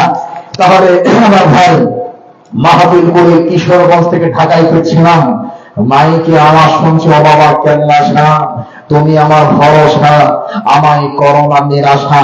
সেও তো মুসলমান, মুখে দাড়ি আছে, মাথায় টুপি আছে, গায়ে জুব্বা আছে, কিন্তু বলছে বাবা কেল্লা শাহ আমায় করোনা নিরাশা। এই কথা বললে ঈমান থাকে? তাহলে আমাদের ঈমানে ভেজাল আছে না নেই? আমার ভাই এবার আমাদের ঈমানের কিছু ভেজাল আছে, ভেজাল যুক্ত কয়েকটা ঈমানের উদাহরণ আপনারা কষ্ট পাবেন। আমি দলিল দিয়ে বলি কষ্ট পাবেন। একটা কথা বলি আমি আমার দ্বিতীয় বক্তব্য চলে যাব। আমার ভাই যেমন আল্লাহ সুবহানাহু ওয়া তাআলা আমাদের আল্লাহ, বলেন তো জোরে আল্লাহু আকবার। আমরা সেই আল্লাহকে ভালোবাসি না? আমরা কি আল্লাহকে দেখতে চাই না? আল্লাহকে দেখতে হলে আল্লাহকে চিনতে হবে না? আগে তো আল্লাহকে জানতে হবে। আল্লাহকে জানলেই তো আমরা আল্লাহকে মানতে পারবো। যেমন আমি গতকাল একটা উদাহরণ দিয়েছিলাম, সেই উদাহরণটা আবার দিচ্ছি। মাহবুব সম্মানিত সভাপতি কি আমি জানি না, ভাই সভাপতি আচ্ছা ভাইকে দিয়ে বলি, ওনামাই কেরাম আলেম মানুষ মহব্বতের মানুষ, তাকে দিয়ে বলি। মনে করেন তাকে আমি স্টেজে নিয়ে এসে আসছি, ওটার পরে মনে করেন তার একটা সিরা জামা বা সিরা বন্দি আছে। তো আপনারা প্রথমে দেখেই বললেন যে শেখ মাহবুব রহমান মারানি মদিনা বিশ্ববিদ্যালয়ে পড়াশোনা করে আসছেন, আপনার রুচি তো ভালো রুচি, ঢাকা থেকে আসছেন, আপনার কাপড় তো মোটামুটি ঠিক আছে, ডান পাশে চেয়ারে গায়ে বসেছেন, বন্দিও ঠিক নাই, কাপড় ঠিক নাই, আপনারা প্রথমে একটু খারাপ মনে করছেন, কষ্ট পেয়েছেন। এবার হাম যেমন ছানা পড়ে আমি যখন বললাম ডান পাশে যিনি বসে আছে তিনি বাংলাদেশের 3 জন বড় আলেমের একজন বড় আলেম, এটা যখন আপনি জানলেন জানার পরে আমার সিরা লঙ্গি আর সিরা গেঞ্জির দিকে তাকাবেন না, মহব্বত হয়ে যাবে। বলেন কি তাই নাকি? দুই, আমি বললাম আমার ডান পাশে যিনি বসে আছে সিরা লঙ্গি সিরা গেঞ্জি, আপনাদের পদ্মা সেতু, এই যে পদ্মা সেতু বিশাল পদ্মা সেতু এর 1 নাম্বার ইঞ্জিনিয়ার উনি। এবার মহব্বতটা আরো বেড়ে গেছে। এবার বললাম আমরা বাংলাদেশ থেকে Saudi Arab, Qatar, Kuwait, Lebanon, Jordan, America, Syria, কানাডায় যাই, যে বিমানগুলো দিয়ে যায় এই বিমানগুলো এই আল্লাহর বান্দাই তৈরি করেছে। আপনি যত তার সম্পর্কে জানছেন ততই কিন্তু এখন সিরা লঙ্গি আর সিরা গেঞ্জি দিয়ে টাকা না। বাপরে বাপ, বলেন কি? তার মানে যতই তার সম্পর্কে জানছেন ততই মহব্বত আছে। ঠিক আমাদের মহান রব আল্লাহর কোনো উদাহরণ হয় না। 14 নম্বর 12 নম্বর পৃষ্ঠা 25 নম্বর 3 নম্বর পৃষ্ঠা লাইসা কামিথলিহি শাই, আল্লাহর কোনো উপমা হয় না। কিন্তু আপনি যদি আল্লাহ সম্পর্কে জানেন, যেমন এই লোকটা সম্পর্কে আপনি যত জানছেন ততই ভক্তি পাচ্ছে, সম্মান পাচ্ছে। এখন সিরা লঙ্গে সিরা গেঞ্জির দিকে তাকান না। ঠিক আপনি আল্লাহ সম্পর্কে যত জানবেন, আল্লাহকে যত চিনবেন, ততই আল্লাহর উপর ভক্তি, মহব্বত, শ্রদ্ধা, আনুগত্য বেড়ে যাবে। সুবহানাল্লাহ। তাহলে আল্লাহকে জানা দরকার আছে। আল্লাহকে সবচেয়ে বেশি কি জানবো? মুহাম্মদ সাল্লাল্লাহু আলাইহি ওয়াসাল্লাম। আল্লাহর সবচেয়ে বেশি কি চিনত? এই জন্য আল্লাহর সবচেয়ে বেশি কি ভয় পাইত? দলিল সহিহ বুখারী, মুসলিমের 745 হাদিস। এটা একটু ঘুরে দেন, এটা ডাইরেক্ট হ্যান্ড লাগছে, গলা বসে যাচ্ছে। আর একটু পানি দিয়ে দেখেন, হ্যাঁ একটু ওদিকে ঘুরে দেন, ডাইরেক্ট এখানে লাগে, গলায় লাগছে। ঠিক আছে ঠিক আছে, আলহামদুলিল্লাহ। আমার ভাই আপনার কষ্ট হয় তো? লিল্লাহি তাকবীর, আরো জোরে লিল্লাহি তাকবীর। বক্তব্য চলবে আলহামদুলিল্লাহ। আমার ভাই তাহলে চলে যেটা বলছিলাম, রাসূল সাল্লাল্লাহু আলাইহি ওয়াসাল্লাম বলেছেন, আল্লাহর কসম, ইন্নী লা আখশাকুম লিল্লাহি ওয়া আতকাকুম লাহু, ইন্নী আ'লামুকুম বিল্লাহ, আমি নবী মুহাম্মদ সাল্লাল্লাহু আলাইহি ওয়াসাল্লাম আল্লাহর সবচেয়ে বেশি চিনি, আমি আল্লাহরে জানি, আমি আল্লাহর সবচেয়ে বেশি চিনি। আল্লাহরে যেহেতু আমি সবচেয়ে বেশি জানি চিনি, এই জন্য আমি আল্লাহর সবচেয়ে বেশি মানি। সুবহানাল্লাহ। আমার চাইতে পৃথিবীতে তাকওয়াবান পরহেজগার কেউ নাই, কাছে আল্লাহ নবী বলেন। নবীর চেয়ে বড় তাকওয়াবান কেউ আছে? নবীর চেয়ে বড় পরহেজগার কেউ আছে? নবীর চেয়ে বড় আল্লাহর ওলি কেউ আছে? কেন? নবী আল্লাহর সবচেয়ে বেশি জানতো, চিনতো। আপনিও যদি আল্লাহর বেশি জানেন চিনেন, আপনিও আল্লাহর বেশি ভয় করতে পারবেন। সুবহানাল্লাহ। তাহলে আমার ভাই, আল্লাহ সম্পর্কে যে কথা আমি আপনাদেরকে বলতে যাচ্ছি, আমি বলছি আপনারা কষ্ট নেবেন না। তাহলে সঠিক তথ্য জানতে হলে ট্রেনে সম্পর্কে আরম্ভ করতে হবে। এক নাম্বার তথ্যটা বলি, আমি আরেকটা বিষয় থেকে চলে যাবো। সেই তথ্যটা হচ্ছে, আমরা বলি আল্লাহ সুবহানাহু ওয়া তাআলা, অনেকে বলি আল্লাহ সব জায়গায় আছে, কথা বলি কিনা? অনেকে বলি আল্লাহ সুবহানাহু ওয়া তাআলা সব জায়গায় আছেন, আল্লাহ তাআলা সব জায়গায় বিরাজমান। আমাদের সম্মানিত মাহবুবুর রহমান হিরু ভাই একটু আগে যে কথাটা বলেছিলেন, সেটাই কথা। আমরা সবাই মুসলমান, আমাদের মধ্যে মারামারি নাই, হানাহানি নাই, কাটাকাটি নাই, খোলাখুলি নাই, রাহাজানি নাই, দলাদলি নাই, কাদা ছড়াছড়ি নাই। আমরা সবাই সবাইকে আল্লাহর জন্য ভালোবাসি। সঠিক তথ্য পেলে মানব, আর যদি ভুল তথ্য হয়, আমার তথ্যটা আজকে মাহফিল থেকে ওঠার আগে ডাস্টবিনে ফেলাই দেবেন। তথ্য যদি সঠিক হয় মানার চেষ্টা করবেন। আমরা অনেকে বলি আল্লাহ সব জায়গায় আছেন, কিন্তু আল্লাহ কোরআনে 8 থেকে 9 জায়গায় বলছে, আমি আল্লাহ আরশে আজিমে আছি, আমার ক্ষমতা সব জায়গায় আছে। আমি কোরআন থেকে বলে দেব ইনশাআল্লাহ, হাদিস থেকে বলে দেব, যুক্তি দিয়ে বোঝাবো, এরপরে সৌদি আরবের আলেমদের বক্তব্য শোনাবো। একটা ঈমান এবং আকীদার একটা বিষয় শুধু বলবো, বেশি বলবো না। যেমন আল্লাহ সুবহানাহু ওয়া তাআলা সব জায়গায় নাই, আরশে আজিমে আছে দলিল 1 নাম্বার বা 4 নাম্বার পৃষ্ঠা। আমি আল্লাহ সব জায়গায় নেই, আমি আল্লাহ আরশে আজিমে আছি। কোরআন কারীম 8 নাম্বার বা 16 নাম্বার পৃষ্ঠা 7 নাম্বার সূরা সূরা, আমি আল্লাহ সব জায়গায় নেই, আমি আল্লাহ আরশে আজিমে আছি। 3 নাম্বার দলিল কোরআন কারীম 11 নাম্বার বা 7 নাম্বার পৃষ্ঠা 8 থেকে 9 নাম্বার লাইন। 10 নাম্বার সূরা সূরা, আমি আল্লাহ সব জায়গায় নেই, আমি আল্লাহ আরশে আজিমে আছি। 4 নাম্বার দলিল কোরআন কারীম 13 নাম্বার বা 8 নাম্বার পৃষ্ঠা 3 থেকে 4 নাম্বার লাইন। 12 নাম্বার সূরা সূরা 3 থেকে 4 নাম্বার আয়াত, আমি আল্লাহ সব জায়গায় নাই, আমি আল্লাহ আরশে আজিমে আছি। 5 নাম্বার দলিল কোরআন কারীম 16 নাম্বার বা 11 নাম্বার পৃষ্ঠা সূরা তাহা 5 নাম্বার আয়াত, আমি আল্লাহ সব জায়গায় নাই, আমি আল্লাহ আরশে আজিমে আছি। 21 নাম্বার বা 6 নাম্বার 21 নাম্বার বা 14 নাম্বার পৃষ্ঠা সূরা সাজদা 3 থেকে 4 নাম্বার আয়াত, আমি আল্লাহ সব জায়গায় নাই, আমি আল্লাহ আরশে আজিমে আছি। 24 নাম্বার বা 16 নাম্বার পৃষ্ঠা 12 থেকে 13 নাম্বার লাইন সূরা হামিদ সাজদা, আমি আল্লাহ সব জায়গায় নাই, আমি আল্লাহ আরশে আজিমে আছি। কোরআন কারীম 27 নাম্বার বা 17 নাম্বার পৃষ্ঠা 1 থেকে 2 নাম্বার লাইন সূরা হাদিদ 4 থেকে 5 নাম্বার আয়াতে পেয়ে যাবেন, আমি আল্লাহ সব জায়গায় নাই, আমি আল্লাহ আরশে আজিমে আছি। কোরআন থেকে 8-9টা দলিল দিলাম, আল্লাহ কোথায়? হাদিস থেকে দলিল নেন, হাদিস থেকে দলিল। আল্লাহর নবী সাল্লাল্লাহু আলাইহি ওয়াসাল্লামের কাছে একটু দাসী, একটু বাদীকে নিয়ে আসা হলো। মনিব তার দাসীকে পিটাইছে, পিটানোর পরে রাসূলের কাছে এসে, আল্লাহ নবী, আমার এই দাসী, আমার এই কাজের মেয়ে পিটিয়েছি, অনেক পিটিয়েছি, কেন পিটাইছে? এই কারণে। না, তুমি অন্যায় করেছো। এই কাজের মেয়ে, এদিকে আসো, এদিকে আসো। আচ্ছা তুমি বলো তো, এই কাজের মেয়ে বলো, আইনাল্লাহ, আল্লাহ কোথায়? তখন ওই দাসী বলছে, আল্লাহ ফিস সামা, আল্লাহ আকাশে, আল্লাহ আরশে আজিমে। আল্লাহ বলছে, হ্যাঁ হ্যাঁ হ্যাঁ, তুমি ঠিক বলেছো। আতিহা ফাইন্নাহা মুমিনা, সে যেহেতু বলছে আল্লাহ সব জায়গায় নাই, আল্লাহ আরশে আজিমে আছে, এই প্রকৃত ঈমানদার, একে আযাদ করে দাও, একে আর কখনো মারবা না। সুবহানাল্লাহ। এরপরে আমার ভাই কোরআন থেকে দলিল দেওয়া না আরশে আজিমে, হাদিস থেকে দলিল দেওয়া না আরশে আজিমে। এবার যদি যুক্তি দিয়ে বলি, আমরা যখন দোয়া করি আমাদের হাতটা কোন দিকে থাকে? আকাশের দিকে থাকে।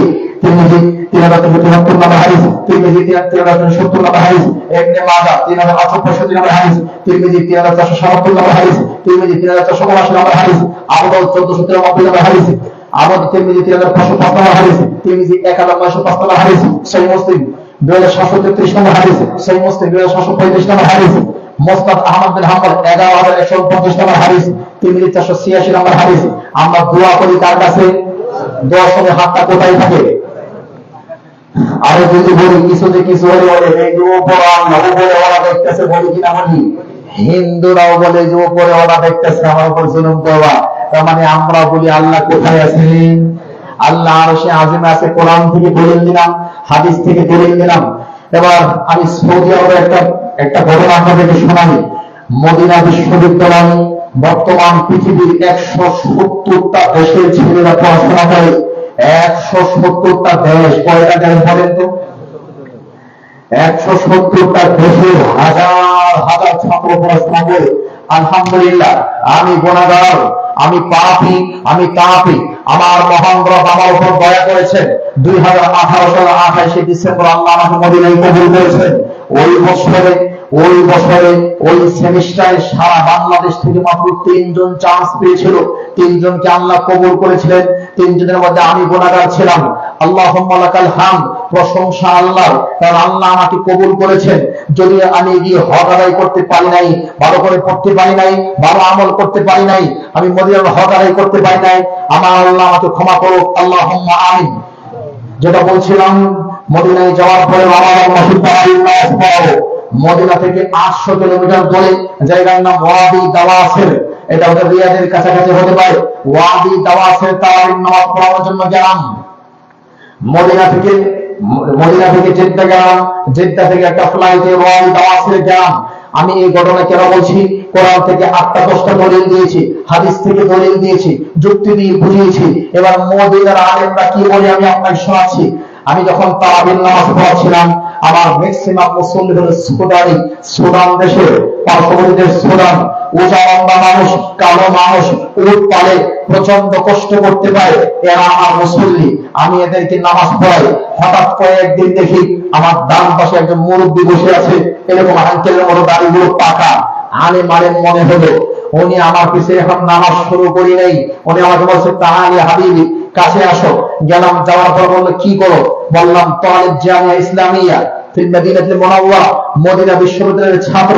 বললো কোন ডিপার্টমেন্ট? বললাম কুল্লিয়াতুল হাদিস শরীফুদ দিরাসাত ইসলামিয়া, হাদিস এন্ড ইসলামিক স্টাডি ডিপার্টমেন্ট। তখন তিনি আমাকে বলল, আচ্ছা বলো তো আইন আল্লাহ, আল্লাহ কোথায় আছে? তিনি আমাকে 3টা প্রশ্ন করছেন। এখন নামাজ পড়ে নাই, নামাজ শুরু হয় নাই, উনি বিদ্যা না আনেন, আমার পিছনে নামাজ মনে হয় পড়বে না। আগে আমার ঈমান এবং আকীদার ইন্টারভিউ করছে। বলো আইন আল্লাহ, আল্লাহ কোথায়? আমি একটু হাসলাম যে আমি বললাম মদিনা বিশ্ববিদ্যালয়ে পড়ে তুমি খুশি না? বললাম হাদিস ডিপার্টমেন্টে পড়ে তুমি খুশি না? আবার তুমি আমাকে প্রশ্ন করছো আইন আল্লাহ। হাসলে আমি বললাম আল্লাহ তাআলা আরশে আজিমে, কোরআন থেকে দলিল দিলাম। এরপর তিনি আমার 2 নম্বর প্রশ্ন করলো, আমাদের নবী কিসের তৈরি, মাটির তৈরি নাকি নূরের তৈরি? বললাম নবী তো নূরের তৈরি নয়, মাটির তৈরি। দলিল কি? কোরআন থেকে অনেকগুলো দলিল দিলাম। 15 নম্বর পর 10 নম্বর পৃষ্ঠা, 18 নম্বর পর 3 নম্বর পৃষ্ঠা, 18 নম্বর পর 19 নম্বর পৃষ্ঠা, 24 নম্বর পর 17 নম্বর পৃষ্ঠা, অনেকগুলো দলিল দিলাম। 3 নম্বর প্রশ্ন করলো, নবী কি গায়েব জানে? বললাম জি না, গায়েবের মালিক আল্লাহ, আল্লাহ গায়েব জানেন, নবী গায়েব জানে না। 9 নম্বর পর 11 নম্বর পর 9 নম্বর পৃষ্ঠা, 9 নম্বর পর 14 নম্বর পৃষ্ঠা, 29 নম্বর পর 14 নম্বর পৃষ্ঠা, অসংখ্য দলিল। এই 3টা প্রশ্ন করলে আমি যখন 3টা উত্তর দিলাম, 1 আল্লাহ আরশে আজিমে আছেন, সব জায়গায় নাই। 2 নবী মাটির তৈরি, নূরের তৈরি নন। 3 নবী গায়েব জানেন, আল্লাহ গায়েব জানে।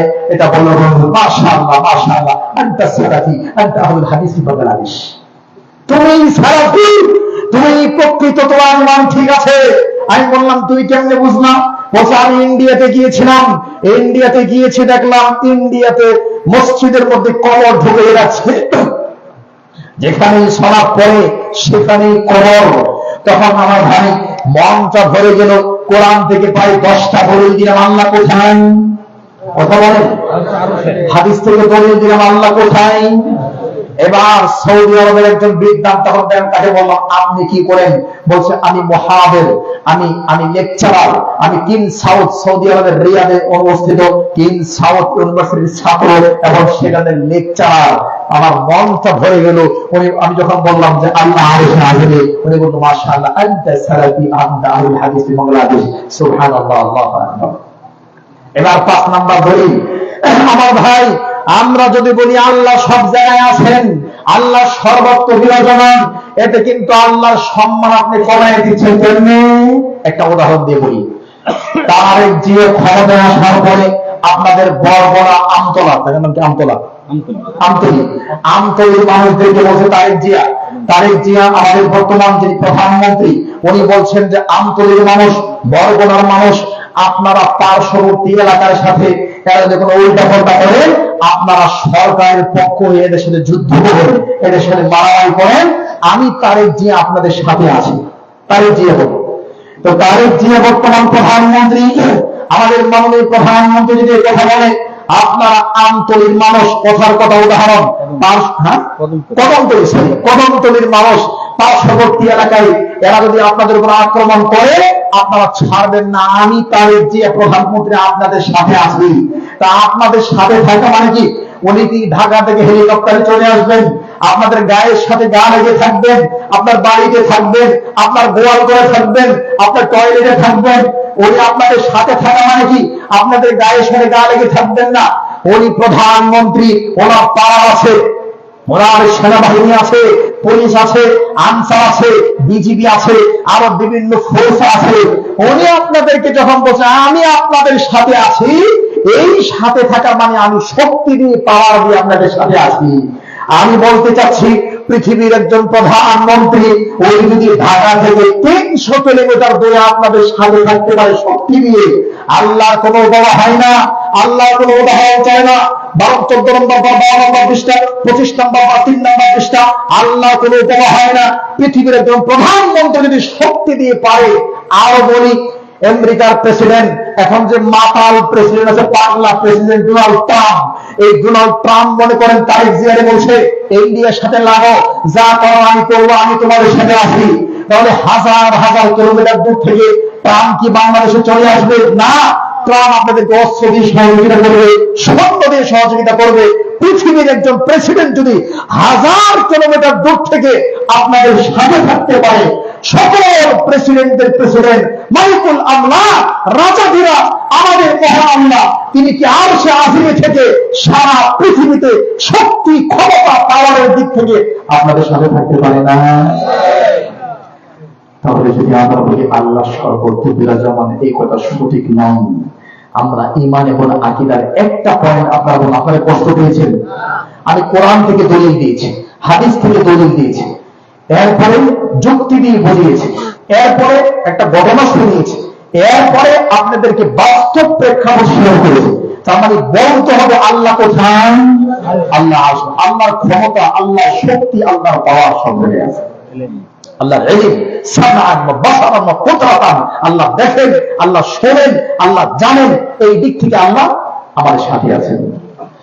আমার ভাই, আমার একটা বিষয়ে 1 ঘন্টা হয়ে গেল, ঈমান এবং আকীদা। যদি এই বিষয়ে আরো 2 ঘন্টা কথা বলবো, কিন্তু আমি তো মেশিন নাই, মানুষ, এই জন্য লম্বা কথা বলার সুযোগ নেই। আমার আরো 2টা বিষয় আছে। কয়টা? অতি সংক্ষিপ্ত আকারে বলবো, অথবা আমার মাঝখানে প্রশ্ন উত্তরের আমার কথাটা দিয়ে দেবো।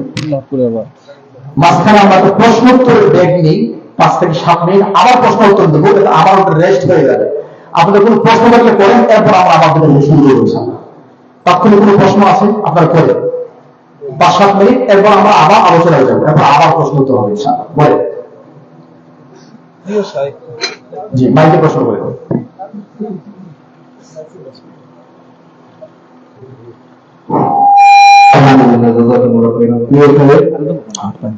আহলে হাদিস কি এবং কারা, সে সম্পর্কে কিছু জানতে চাই।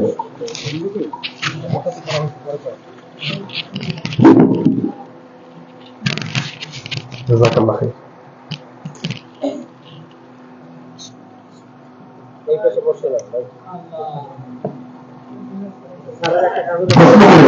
প্রথম প্রশ্ন, আহলে হাদিস কি এবং কারা? আহাল মানে পরিবার, আহলুল মানে কি পরিবার, বলেন কি? ভাই কেমন আছেন? আহাল পরিবার ভালো আছে তো? আহাল কোরআন কারীম 16 নম্বর পড়া 20 নম্বর পৃষ্ঠা 8 থেকে 9 নম্বর সূরা তাহা 20 নম্বর সূরা ওয়া'মুর আহলাকা বিস-সালাতি, তুমি তোমার আহালকে নামাজের আদেশ করো। সুবহানাল্লাহ। কোরআন কারীম 28 নম্বর পড়া 19 নম্বর পৃষ্ঠা 14 নম্বর সূরা তাহরিম কু আনফুসাকুম ওয়া আহলিকুম নারা, নিজে বাঁচো আহাল পরিবারকে বাঁচাও। তাহলে আহাল মানে কি? পরিবার, আহাল মানে ওয়ালা। আর হাদিস আমার ভাই, হাদিস এটা কার কথা? মুহাম্মদ সাল্লাল্লাহু আলাইহি ওয়াসাল্লামের কথা। হাদিস মানে কথা, বাণী। আল্লাহ সুবহানাহু ওয়া তাআলা এই কোরআন কারীম 23 নম্বর পারা 20 নম্বর পৃষ্ঠা 3 নম্বর লাইন 39 নম্বর সূরা 23 নম্বর আয়াত, পারা নম্বর 23 পৃষ্ঠা নম্বর 20 লাইন নম্বর 3 সূরা নম্বর 39 আয়াত নম্বর 23 আল্লাহ বলেছে আল্লাহু নাযালা আহসানাল হাদিস, আল্লাহ উত্তম হাদিস নাযিল করেছে। আপনারা বলেন হাদিস কি নাযিল করেছে না কোরআন নাযিল করেছে? জোরে বলেন। হাদিস তো নাযিল হয় নাই, কোরআন নাযিল হয়েছে। কিন্তু আল্লাহ এখানে কি বলছে? আমি হাদিস নাযিল করেছি। এখানে হাদিস মানে হাদিস না, এখানে হাদিস মানে কোরআন, আল্লাহর কথা। তার মানে আল্লাহ তাআলা হাদিস দিয়ে কোরআন জুড়ে রয়েছে। হাদিস মানে শুধু আল্লাহর নবীর হাদিস না, হাদিস মানে কোরআন। কোন হুজুর আপনি মনে হয় বললো এই জন্য আপনি ওইদিকে বলতেছেন, জি না, আমার তো সরকার নেই। কোরআন কারীমের সবচেয়ে দামি তাফসীরের নাম কি? তাফসীর ইবনে কাসির। আপনারা জানেন না? ইবনে কাসির, তাফসীর ইবনে কাসির মূল বললাম আরবি 8 খণ্ডে 7 নম্বর খণ্ড 91 নম্বর পৃষ্ঠা 5 নম্বর আয়াত পড়ে আমার দেশে লাভ নেই। আল্লাহু নাযালা আহসানাল হাদিস, এখানে হাদিস মানে হাদিস না, হাদিস মানে আল্লাহর কোরআন। বলে যে আপনি ওরা হাদিসের উল্টা পাল্টা ব্যাখ্যা করছেন, জি না, আমাকে তো সদরকার নেই। এই মুহূর্তে যাদের কাছে অ্যান্ড্রয়েড ফোন আছে তারা ফোনে সার্চ দেন, অথবা যাদের কাছে আরবি বলিও আছে ইবনে কাসির সেটা খুলুন। ইবনে কাসির আরবি বলিও আরবি 8 খণ্ডের 7 নম্বর খণ্ড 91 নম্বর পৃষ্ঠা 5 থেকে 7 নম্বর লাইন আল্লাহু নাযালা আহসানাল হাদিস, এখানে হাদিস বলতে কোরআন। তার মানে আহলুল হাদিস মানে শুধু যারা হাদিস মানে তারা, আহলুল হাদিস মানে যারা কোরআন এবং হাদিসকে সমানভাবে মানে সমানভাবে মূল্যায়ন করে, এদেরই কি বলা হয়? আহলুল হাদিস। কথা বুঝলেন আপনারা? সেই দিক থেকে আমাদের ইমামে আযম ইমাম আবু হানিফা রাহিমাহুল্লাহ উনি আহলুল হাদিস ছিলেন না? কারণ উনি কোরআন মানতেন না, কোরআন মানতেন, উনি হাদিস মানতেন। ইমাম আবু হানিফা, শাফি, মালিক, আহমদ বিন হাম্বল কোন ইমাম যে কোরআন হাদিসের বাইরে কিছু বলছেন? কথা বলেন। তারা সবাই কোরআন হাদিস অনুযায়ী কথা বলেছে। আর যদি কোরআন এবং হাদিস অনুযায়ী কথা বলে তাহলে তারাও আহলুল হাদিস। আমি বলি নাই, দলিল নেই। ইমাম আবু হানিফা রাহিমাহুল্লাহর কথা ইবনু আবিদিনের হাসিয়া 1 নম্বর খণ্ড 63 নম্বর পৃষ্ঠা, আল ফুল্লান ফিল ইকাস 50 নম্বর পৃষ্ঠা, তারিখ বাগদাদ 15 নম্বর খণ্ড 544 নম্বর পৃষ্ঠা, আর তাকলিদ হুকুম ফি দিল কিতাব ওয়াস সুন্নাহ 20 নম্বর পৃষ্ঠা, বাহরুর রাই 6 নম্বর খণ্ড 93 নম্বর পৃষ্ঠা, আল মাজমুল নবী 1 নম্বর খণ্ড 63 নম্বর পৃষ্ঠা, ইবনে আবি হাতিম 93 নম্বর পৃষ্ঠা, আল মানাকিব 82 নম্বর পৃষ্ঠা। এখানে ইমাম আবু হানিফা রাহিমাহুল্লাহ একটা কথা শুনাই, তিনি কি বলেছেন? ইদা সাহাল হাদিস ফাহুয়া মাযহাবি, যখন কোন হাদিস সহিহ হয়ে যাবে পৃথিবীর মানুষ, আমি ইমাম আবু হানিফা রাহিমাহুল্লাহ বলে গেলাম, পৃথিবীর এক প্রান্ত থেকে আরেক প্রান্ত, পৃথিবীর এক জায়গা থেকে আরেক জায়গা, আফ্রিকার জঙ্গলে যদি হয়, আটলান্টিক মহাসাগরের মাঝখানেও যদি হয়, কোন হাদিস যদি সহিহ প্রমাণিত হয়, আমি ইমাম আবু হানিফা রাহমাতুল্লাহ আলাইহি এর মাযহাব হল সহিহ হাদিস। তার মানে বোঝা যায় তিনিও আহলুল হাদিস। সুবহানাল্লাহ। এখন আমাদের বাংলাদেশে কারা আলেম আছে? আমাদের বাংলাদেশে আহলুল হাদিস একটা দল না, এটা গোষ্ঠী না, এটা একটা প্ল্যাটফর্মের নাম। কারণ যারা শিয়া তারাও বলে আমরা মুসলমান, বলে না? কাদিয়ানি তারাও তো মুসলমান, মাজারে গিয়ে সিজদা মানে হেও তো মুসলমান। এরপরে ষোলমতিক মুসলমান, বৈশাখ বৈশাখ গাঞ্জা টানো, আখেরাতে সব পাইবা গাঞ্জা পাইবা না, এরকম যারা গান করে তারাও তার মুসলমান। ও বাবা কেল্লা শাহ, তুমি আমার বড় শাহ, ও তো মুসলমান। তার বাংলাদেশে বহু মানুষ মুসলমান দাবি করে, কিন্তু ইমানের মধ্যে ভেজাল আছে না। তাদের থেকে বৈশিষ্ট্যগত নাম হিসাবে আহলুল হাদিস বলা হয়। অর্থ এই আহলুল হাদিস তারাই যারা কোরআনকে 100% মানে, নবীর হাদিসকে 100% মানে, 4 ইমামকেই তারা 100% মানে। কোন ইমামের অন্ধ তাকলিদ করে না, মানে কোন ইমামের কোনো একটা সমস্যা থাকে, ইমাম সাহেব কি ইমামের ভুল হতেই পারে, তাই না? ইমামের ভুল হতে পারে, কিন্তু আল্লাহ নবী ভুল তো মানতে বলেন। এবং আবহাওয়া করা আমাকে বলছেন তোমার বইটা মানো দেখেন তারিখে বাগদাদ 15 নম্বর খন্ড 544 নম্বর পৃষ্ঠা এবং আবহাওয়া করার মধ্যে ছাত্র আবু ইউসুফ বলেন কি নাম আবু ইউসুফ একটা নাম হলো আবু ইয়াকুব ইমাম আবু হানিফা রাহিমাহুল্লাহ তার ছাত্রদের বলতে ওই হানিয়া আবু ইয়াকুব আমি ইউসুফ তুমি ধ্বংস হও উস্তাদজি কি হয়েছে আপনি আমার ধ্বংস হওয়ার জন্য বদ্ধ হয়ে কেন লা তাকতুব কুল্লা মা তাসমাউনি আমার কাছ থেকে যা শোনো সব যদি তুমি কেন লেখো ইমাম আবু হানিফা রাহিমাহুল্লাহ এরকম মাহফিল করছেন মাহফিলকে দাস করছে ক্লাস করতেছে ছাত্র সব লিখতেছে তখন তিনি ছাত্রের দমক যায় লা তাকতুব কুল্লা মা তাসমাউনি আমার কাছ থেকে যা শোনো সব তুমি লিখো না কেন ফাইন্নানি বাশার আমি তো মানুষ আমি আজকে একটা সিদ্ধান্ত দেই আগামীকাল যদি দেখি আমার সিদ্ধান্তটা উল্টা পাল্টা আমি তো মানুষ আমার ভুল হতে পারে আমি নিজে আমার সিদ্ধান্ত আমি ডাস্টবিনে ফেলাই দিই তোমার কে কইছে আমার কথা সব খানায় লিখতে বলবেন না আশা করি উত্তরটা পেয়েছে অনেক প্রশ্ন তো আছে আমরা আরেকটা সাবজেক্টে কখন যাবো কিছু প্রশ্ন নেই জি আমার সম্পর্কে একটি প্রশ্ন মসজিদের ইমাম যখন আযান দেয় তখন থেকে ব্রহ্মধরি আল্লাহ বলে কিন্তু পিছন থেকে ফিরে কিছুই বলে না তাহলে পিছনে যারা আছে তারা কি ওই মসজিদের নামাজ আসবে না আসবে না আপনার প্রশ্ন শুনেছেন আমাদের প্রশ্ন অনেক আছে উত্তর হয়ে গেছে আসলে আল্লাহু আকবার সামনে দেখি বলা এটা কার নির্দেশ নবীর নির্দেশ হাইয়া আলাতে ফিরতে হবে হাইয়া আলাতে দিকে ফিরতে হবে কার নির্দেশ আল্লাহ নবীর নির্দেশ কিন্তু পিছনের দিকে ফিরে কিছু বলা হয় না কার নির্দেশ নবীর নির্দেশ সুতরাং পিছনের দিকে ফিরে কিছু বলার অনুমতি নাই এজন্য মুয়াজ্জিন বলে না কিন্তু আযান দ্বারা উদ্দেশ্য হলো ইলান করা কিন্তু আযানের মাধ্যমে যেহেতু সবার কাছে পৌঁছে যাচ্ছে পিছনে না তাকাইলে হচ্ছে এজন্য পিছন দিকে তাকার দরকার নেই আরেকটা বিষয় হাইয়া আলাস সালাহ আলাল ফালাহ এটা প্রথম যখন মাইক ছিল না এগুলো সব দিকে শুনতে পাই এখনো পর্যন্ত সেই সুন্নাহর উপর আমল হয় জি পরের প্রশ্ন যে মাশাআল্লাহ জানতে চেয়েছেন ফরজ সালাতের পরে সম্মিলিত মুনাজাত আছে কিনা দরকার আছে মানুষ ভুল বুঝবেন আবার নতুন এরিয়া তো কৌশল উদ্যোগ দিতে হবে সেটা কষ্ট প্রশ্ন করেছেন ফরজ সালাতের পরে সম্মিলিত মুনাজাত করা যাবে কিনা আমার ভাই এই বিষয়ে মোটামুটি আমি 2 ঘন্টা বলবো ইনশাআল্লাহ 2 ঘন্টা কেন জানেন আপনারা কি জানেন আমার গত আছে কি বার সোমবার না আমার গত 3-4 দিন আগে একটা মোনাজাত আছে একটা বাহাস ছিল ওরা কি জানেন বাহাস যেহেতু ছিল আমি গবেষণা করছি পড়াশোনা করছি ততগুলো মুখস্থ আছে আলহামদুলিল্লাহ তো এখন এই প্রশ্নের উত্তরে ইনশাআল্লাহ আমি প্রায় 2 ঘন্টা দিতে পারবো 2 ঘন্টা ইনশাআল্লাহ কিন্তু এত কথা বলার সুযোগ নেই আমার ভাই আমি শুধু একটু বোঝাই দিয়ে বলি মোনাজাত মানে কি মানে এটা বুঝতে হবে না জানাই মোনাজি মোনাজাত মোনাজাত মানে কানে কানে কথা বলা যেমন আমি ভাইয়ের সাথে কানে কানে বললাম যদি তার সাথে কানে কানে কথা বলি আপনারা শুনবে কি হয় আচ্ছা বলি হুজুর এটা দলিল কি এই যে কোরআন বই 28 নাম্বার পড়া 2 নাম্বার পৃষ্ঠা 3 নাম্বার লাইন থেকে 14 নাম্বার লাইন সূরা মুজাদালা 7-8 থেকে 11 পর্যন্ত এখানে আল্লাহ প্রায় 10টা জায়গাতে আল্লাহ নাজওয়া নাজাই মুনাজি এই শব্দগুলো ব্যবহার করেছে তাহলে কোরআন থেকে আমরা জানলাম যে নাজাই মুনাজি মুনাজাত মানে কানে কানে কথা বলা আস্তে আস্তে কথা বলা অর্থাৎ আল্লাহ বান্দা আল্লাহর সাথে একাকী দোয়া করে এটা মুনাজাত দেখো ভালো হয়ে হাদিস থেকে যদি দেখবেন সহিহ বুখারী হাদিস 411 নম্বর হাদিস আমরা সহিহ বুখারী আয়াত হাদিস আছে আল্লাহ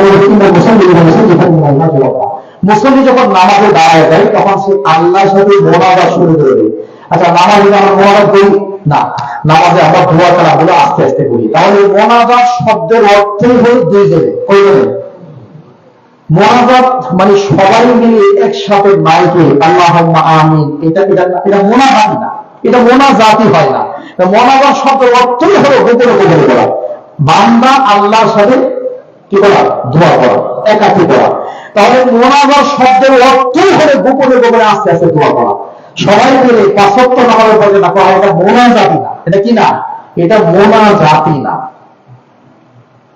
তাহলে এটা কি? এটা দোয়া। এবার আসেন, এটা দোয়া করা যাবে কিনা? জি, 5 ওয়াক্ত নামাজের পরে সম্মিলিত মোনাজাত নিয়মিত, এটা কোরআনের কোন আয়াত দিয়ে প্রমাণিত হয়। ইমাম কোরআন থেকে 14-15 হয়ে গেছে, হাদিস থেকে প্রায় 14-15 হয়ে গেছে। আমি দলিল বোঝানোর সময় লেগে যাবে। আচ্ছা, তাহলে আমার ভাই 5 ওয়াক্ত নামাজের পরে সম্মিলিত মোনাজাত নবী সাল্লাল্লাহু আলাইহি ওয়াসাল্লাম সারা জীবনে একবার করেন, সাহেব খলিফা জীবনে একবার করে নাই, লাখ লাখ সাহাবী জীবনে একবার করে নাই, আমাদের 4 ইমাম জীবনে একবার করে নাই। এবার যদি আসেন মক্কার 42 বছরের ইমাম ডক্টর আব্দুর রহমান সুদাইস, বলে দেখি নাম, যারা আমরা সুদাইস বলেছি, এখন প্রায় 42 বছর চলে। মক্কা 42 বছরের ইমাম 42 বছরে ভুলেও একদিন 5 ওয়াক্ত নামাজের পরে একবার বলা করে। আমাদের এখানে সৌদি আরব থেকে অনেকে আছে, আমাদের মাহবুব রহমান প্রায় 30-35 বছর, আমাদের এই ভাই বসে থেকে আসে, অনেকে আছে, আপনারা দেখছেন, দেখে নেই। তাহলে আমার ভাই 5 ওয়াক্ত সালাতের পরে সম্মিলিত মোনাজাত এটা কোরআন হাদিস দিয়ে প্রমাণিত নয়। হ্যাঁ, আপনি একাকি করেন, রাতে করেন, দিনে করেন, বসে করেন, নামাজের আগে করেন, পরে করেন, একাকি হাত তুলে দোয়া করেন। দলিল কোরআন করি 2 নম্বর পর 7 নম্বর পৃষ্ঠা 86 নম্বর আয়াত, 8 নম্বর পর 16 নম্বর পৃষ্ঠা, 9 নম্বর পর 5 নম্বর পৃষ্ঠা, 24 নম্বর 3 নম্বর পৃষ্ঠা। দলিল তিরমিজি 3373 নম্বর হাদিস, ইবনে মাজাহ 865 নম্বর হাদিস, মুসনাদ আহমদ বিন হাম্বল 1149 নম্বর হাদিস, তিরমিজি 1905 নম্বর হাদিস। অসংখ্য দলিল, আপনি একাকি করেন, কিন্তু 5 ওয়াক্ত নামাজ পড়ে তা এলাও না। এবার আসেন কোরআন থেকে দলিল দিলাম, হাদিস থেকে দলিল দিলাম, আরবের ইতিহাস শোনাইলাম। এবার যদি আসেন আমাদের বাংলাদেশে বড় বড় 5 জন আলেমের মধ্যে আলেমের নাম হলো আল্লামা খালেদ সাইফুল্লাহ আইবি, নাম শুনছেন? হাসান জামিল, নাম শুনছেন? মামুনুল হক সাহেবের চলে। হাসান জামিল সাহেবকে প্রশ্ন করছে মাহফিলে, আচ্ছা 5 ওয়াক্ত নামাজের পর আমরা যে মোনাজাত করি এটা আসলে কোরআন হাদিসে আছে? তখন ওই উত্তরে বলছে, আসলে আমি যে হাসা কথা কই, হাসা কথা বলি না, মনে করছেন কথা হাসা কথা বলো, সত্য কথা। আমি যদি এখন সঠিক উত্তর দিই তাহলে আপনারা আহলে হাদিস বানাই দিবেন। এই ভিডিওটা আমার মোবাইলে আছে। হানাফি মাযহাবের 3 জন বড় আলেম একজন, উনি বলছে আমি যদি সঠিক উত্তর দিই তাহলে আপনারা আহলে হাদিস বানাই দিবেন। আসলে 5 ওয়াক্ত নামাজের পরে মোনাজাত নাই। আরেকটা খুশির খবর বলি, আলহামদুলিল্লাহ দারুল উলুম দেওবন্দে আমার জানা মতো ওখানে মোনাজাত নাই।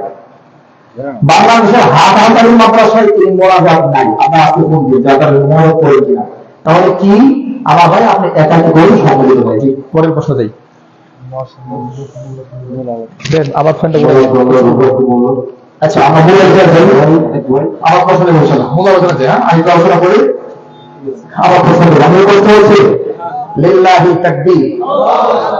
আমরা ইনশাআল্লাহ বেশি লম্বা করবো না, একদম খাওয়া দাওয়া নিয়ে তারপরে যাবো ইনশাআল্লাহ। হ্যাঁ, বেশি লম্বা করবো, আমাদের নামাজের নম্বর বছর 10টা অলরেডি বেজে গেছে। এরপর আলোচনা করবো বোনাস। আলহামদুলিল্লাহ, চলো 2 নম্বর বিষয় হলো হাক্কুল্লাহ। হাক্কুল্লাহ বুঝে, হাক্কুল্লাহ মানে আল্লাহ হক, এটা আমরা বুঝি, এটা আমরা কথা বলবো না, নামাজ রোজা হজ যাকাত আমরা করি। হাক্কুল ইবাদ, বান্দার হক, বান্দার হক আছে। বান্দার হকের মধ্যে অন্যতম একটা হক হচ্ছে প্রতিবেশী হক আদায় করা, আত্মীয় স্বজন হক আদায় করা। আমরা কিন্তু আত্মীয়দের হক আদায় করতে করি, কথা বলে বিবাহ করার পূর্ব পর্যন্ত আব্বা আম্মাকে কবর থাকে, বিবাহ করার পূর্ব পর্যন্ত মা বাবার কবর থাকে। যেদিন থেকে আপনি কবর বলছেন, কবর দেওয়ার পরে এখন আব্বা আম্মার কবর নেই, এখন শ্বশুর শাশুড়ি জিন্দিগিতে বাবার সালাম দেন নাই, কিন্তু ফোনটা করি আসসালামু আলাইকুম শ্বশুর বাবা ভালো আছেন, আসলে নেই, কথা বলেন, আসলে নেই। বাবার সালাম দেয় না, শ্বশুর লম্বা সালাম দেয়, মার সালাম দেয় না, শাশুড়ির সালাম দেয়। কাউরে সালাম না দিলে আসসালামু আলাইকুম বিয়ে হিসেবে, বিয়ে হিসেবে সালাম ঠিক আছে, আসলে নেই। কথা বলে আপনারা কষ্ট হচ্ছে? তাহলে আমার ভাই সালামের ক্ষেত্রে, দোয়ার ক্ষেত্রে আব্বা মা হক আছে নেই। এই জন্য আমার ভাই হকের ক্ষেত্রে সবচেয়ে দামি হক হলো রক্তের আত্মীয় যারা আছে, রক্তের আত্মীয়, বাবা মা ভাই, এরা কি রক্তের আত্মীয়, এদেরকে এদের হক আদায় করতে হবে। এরপরে বৈবাহিক সম্পর্কের কারণে আত্মীয় হয়, অর্থাৎ শ্বশুর শাশুড়ি 2 নম্বর আত্মীয়। 1 নম্বর আত্মীয়কে রক্তের আত্মীয়, লাভ কালেকশন আত্মীয়, আর 2 নম্বর আত্মীয়কে বৈবাহিক সম্পর্কের কারণে যে আত্মীয় হয়, আর 3 নম্বর প্রতিবেশী ইত্যাদি কারণে সম্পর্ক হয়। তাই আল্লাহ সুবহানাহু ওয়া তাআলা কি বলছেন? আত্মীয় সম্পর্কে বৈবাহিক সম্পর্কে আমাদের কোরআনের 1 নম্বর নম্বর পারা 11 নম্বর বিষয় 83 নম্বর আয়াত সূরা বাকারা আল্লাহ বলেছেন وبالوالدين إحسانا وذي القربى واليتامى والمساكين وبالوالدين إحسانا আব্বা আম্মার সাথে ভালো আচরণ করতে হবে ওয়াবিল কুরবা নিকট আত্মীয় যারা আছে এদের সাথে কি করতে হবে ভালো আচরণ করতে হবে এটা সবচেয়ে বড় উত্তম ব্যবহার করা কোরআন শরীফ 5 নম্বর 3 নম্বর 36 নম্বর 4 নম্বর সূরা আল্লাহ বলেছেন واعبدوا الله ولا تشركوا به شيئا وبالوالدين إحسانا وذي القربى আল্লাহ দাসত্ব করো আব্বা আম্মার সাথে উত্তম আচরণ করো এবং নিকট আত্মীয় যারা আছে রক্তের সম্পর্ক বৈবাহিক সম্পর্ক এটা শুধু সম্পর্ক ঠিক রাখবেন সুবহানাল্লাহ এই সম্পর্ক ঠিক রাখবেন এই সম্পর্ক ঠিক রাখার কয়েকটা মাধ্যম এক নাম্বার মাধ্যম হচ্ছে আমার ভাই মনে করে ফেলেন এক নাম্বার মাধ্যম হচ্ছে তাদের জন্য খরচ করতে হবে কি করতে হবে কথা বলে আমরা কি কোথায় গেছেন আমি না কথা বলছি আমার কষ্ট হচ্ছে তারা আমার সাথে কথা বলে এক নাম্বার কি খরচ করতে হবে কারণ আমরা খরচ করি মরে যাওয়ার পরে খরচ করি মরে যাওয়ার পরে খরচ করি আমরা বাঁচছি বেঁচে থাকতে খরচ করি না জিরা বেঁচে থাকতেই খরচ করতে হবে বলি 15 নম্বর পারা 3 নম্বর পৃষ্ঠা 13 নম্বর লাইন সূরা বানি ইসরাঈল 17 নম্বর সূরা 26 নম্বর আয়াত আল্লাহ বলেছেন وآتوا ذا القربى حقه والمسكين وابن السبيل وآتِ ذا القربى حقه নিকট আত্মীয় তোমার প্রতিবেশী যারা আত্মীয় আছে এদের হক তোমরা আদায় করে দাও সুবহানাল্লাহ দুই বাইরে দান করতে হবে কি করতে হবে দান করতে হবে আল্লাহ তাআলা বলেন 2 নম্বর 5 নম্বর কথা বলেছেন وآتوا المال على حبه ذوي القربى واليتامى والمساكين وآتوا المال على حبه ذوي القربى তারা মাল দেয় ধন সম্পদ দান করে নিকট আত্মীয়কে আল্লাহ ভালোবাসা সুবহানাল্লাহ 3 নম্বর আয়াতে কি আছে স্বার্থ বিরোধী কাজ করলে দান করে না আমার সালাম দেয় না আমি ওর পড়াশোনা করে ঘরে বসি আমার কথা শুনে না দিতাম না এর আছে এমনটা করা যাবে না দান করে খোটা দিলে কি সম্পর্ক ঠিক থাকবে দান করে খোটা দিলে এই নেকিটা নষ্ট করে দিবেন কি 3 নম্বর 3 নম্বর 3 নম্বর সালাম আলাইকুম يا أيها الذين آمنوا لا تبطلوا صدقاتكم بالمن والأذى ইমানদাররা দান করে খোটা দিয়ে তোমরা নেকি নষ্ট করো না দান করে খোটা দিয়ে নেকি নষ্ট করো না এই সবার আমাদের আছে না কথা বলে আছে না এই সব আমাদের বাবার বলতেছে এই ছেলে 25 বছর পড়াশোনা করাইছি বড় করছি মাথার গাম পায়ে পড়ে তোর খাওয়াইছি এখন আমার সিলস না এই খোটা দিয়ে দিচ্ছি এই খোটা বাবার বলতে হবে খোটা দিলে সব নষ্ট হয়ে যাবে তবে অন্যায় করলে কাউকে দান করা থেকে বিরত করা যাবে না বই 18 নম্বর পর আমি শুধু দলিল বলছি 18 নম্বর পর 11 নম্বর 7 থেকে 9 নম্বর আছে আল্লাহ বলছেন ولا يحزن أولو الفضل منكم والسعة أن يؤتوا أولي القربى আপনারা জানেন আয়েশা রাদিয়াল্লাহু আনহাকে যারা অপবাদ দিয়েছে অপবাদ দেয় নাই ও যে হার হারায় গেছে আয়েশা আমাদের পিছিয়ে পড়ে গেছে বলে না আয়েশা আকাম করছে না বুঝতে পারবেন না এরপরে কি ঘটনা আয়েশা রাদিয়াল্লাহু আনহার পবিত্রতার জন্য আল্লাহ তাআলা সূরা বলেছেন তার মধ্যে একজন ব্যক্তি ছিল তার নাম হলো মিসবাহ যদি বলনা হয়ে থাকে আয়েশার আত্মীয় এই লোককে আবু বকর সিদ্দিক খুব বেশি দান করেছিলেন সহযোগিতা করেছিলেন কিন্তু ঘরের ছেলে যখন ঘরের মেয়েকে অপবাদ দিয়ে ফেলছিল তখন আবু বকর বলছে না আমিও তোমার দান টান করতাম না বেয়াদব রাগ করছিল আল্লাহ বলছে ওয়ালা ইয়াক্তাদি উলুল ফাদলি মিনকুম ওয়াসাতি আই ইউতু উলিল কুরবা উলিল কুরবা দিকে আত্মীয় হ্যাঁ তোমরা যারা দান করো তোমরা যারা অনুগ্রহ করো মায়া করো মেহেরবানি করো তোমরা ভুলেও কাউকে রাগের বশীভূত হয়ে দান করবা না এই কসম করিও না দান চালিয়ে দাও ওয়াল ইয়াফু ক্ষমা করো ওয়াল ইয়াসফাহু মার্জনা করো আল্লাহ ক্ষমাকারীদেরকে পছন্দ করে সুবহানাল্লাহ তারা ভালো আত্মীয় সম্পর্ক কথা বলেন যে সব যদি রক্ষা না করেন তাহলে কি বলবো? রক্ষা করার কয়েকটা পদ্ধতি বলি। 1 নাম্বার পদ্ধতি, যদি সম্পর্ক নষ্ট হয়ে যায় তাহলে আপনি আগে ফোন দিবেন। কি করবেন? কথা বলেন, কি করবেন? রাসূল সাল্লাল্লাহু আলাইহি ওয়াসাল্লাম বলেন, লাইসাল ওয়াসিলু বিল মুকাফি ওয়ালাকিন্নাল ওয়াসিল আল্লাযী ইযা কুতিআত রাহিমুহু ওয়া সালাহা। ওই ব্যক্তি প্রকৃত আত্মীয়তার সম্পর্ক ঠিককারী নয় যে বিনিময় সম্পর্ক ঠিক রাখে। দিলে ভালো, না দিলে খারাপ, দিলে আসি, না দিলে নাই, এরকম আসে নাই। এই লোক প্রকৃত আত্মীয়তার সম্পর্ক ঠিককারী নয়। বরং প্রকৃত ব্যক্তিকে যখন সম্পর্ক নষ্ট হয়ে যায়, নিজে গিয়ে সম্পর্ক ঠিক করে দিয়েছে। 2 নম্বর, আত্মীয় যখন দোয়া করতে হবে, ربنا اغفر لنا وللذين سبقونا بالإيمان। আল্লাহ আমাদের ক্ষমা করে দিন, আমার ওই ভাইদেরকে ক্ষমা করে যারা ঈমানের উপর মরে গেছে। সুবহানাল্লাহ, সুবহানাল্লাহ বলেন আপনারা। আপনার কষ্ট হচ্ছে না, লম্বা হবে না। আমি কথা বলতেছি, আমার না করবো, আপনারা সুবহানাল্লাহ বলবেন। আমি রাখতে বসে আছে আবার তখন দিন বলবো নাকি সুবহানাল্লাহ বলে বলা হবে, তারপর হবে আল্লাহু তাকবীর। লম্বা সময় হিসেবে সবাই ক্লান্ত হয়ে গেছে আমার ভাই। তাহলে 1, আত্মীয়তার সম্পর্ক ঠিক রাখার জন্য স্বার্থপর হওয়া যাবে না। 2, আত্মীয়তার সম্পর্ক নষ্ট করলে আপনি ঠিক করে দিবে। 3, আত্মীয়দের জন্য দোয়া করবে। 4, আত্মীয়দেরকে দাওয়াত দিবে। কি যে দাওয়াত? দিনের দাওয়াত। বলি 19 নম্বর 14 নম্বর দেশটা আল্লাহ বলছে,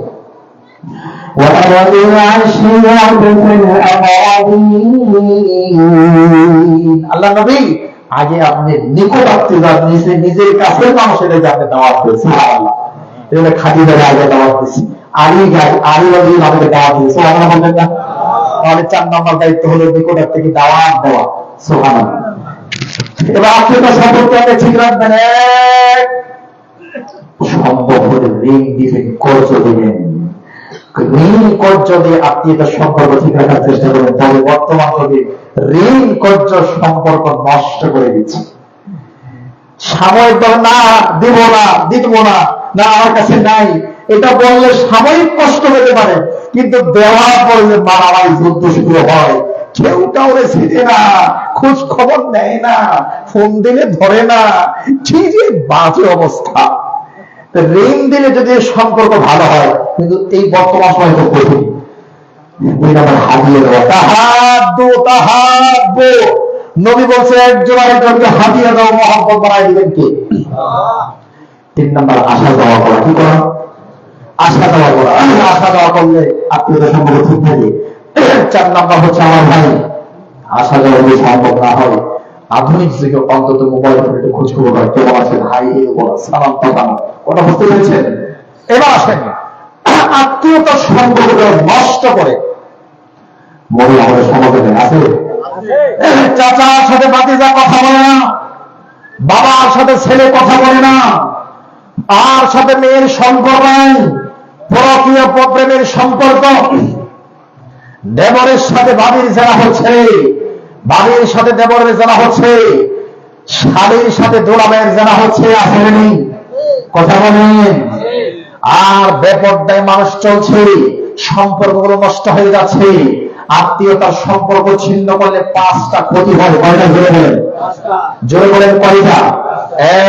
1, আত্মীয়তার সম্পর্ক নষ্ট করলে আল্লাহর লানত আসে।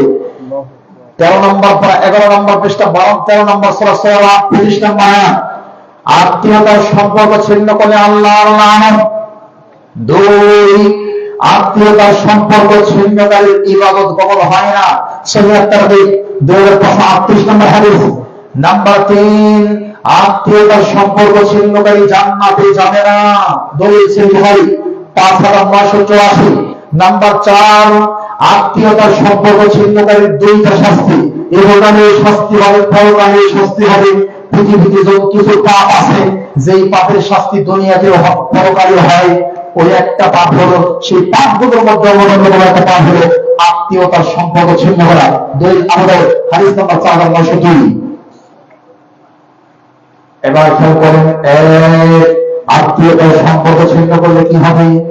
লানত হবে।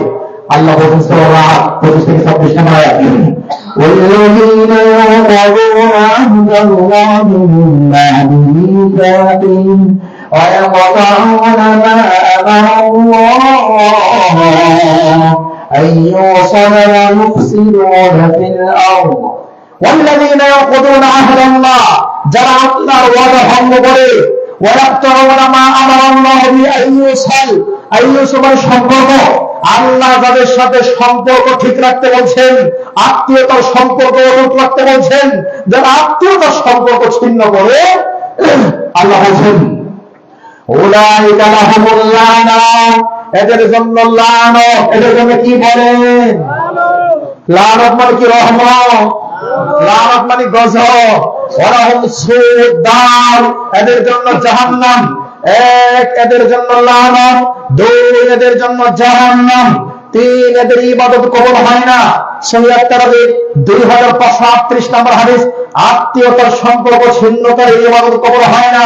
চার, আত্মীয়তার সম্পর্ক ছিন্নকারী জান্নাতে যাবে না।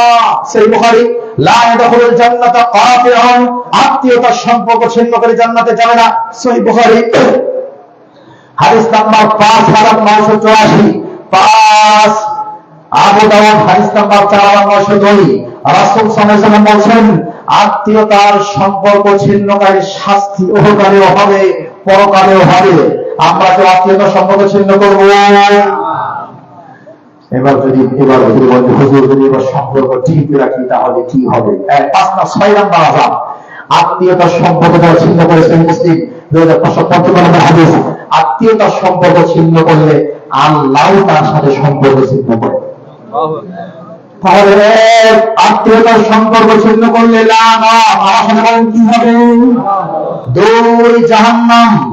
3, আত্মীয়তার সম্পর্ক ছিন্ন করলে ইবাদত কবুল হয় না। 4, আত্মীয়তার সম্পর্ক ছিন্ন করলে জান্নাতে যাওয়া যাবে না। 5, আত্মীয়তার সম্পর্ক ছিন্ন করলে পরকালীন আযাব হবে। 6, আত্মীয়তার সম্পর্ক ছিন্ন করলে আল্লাহ আপনার সাথে সম্পর্ক ছিন্ন করবে। কয়টা বললাম?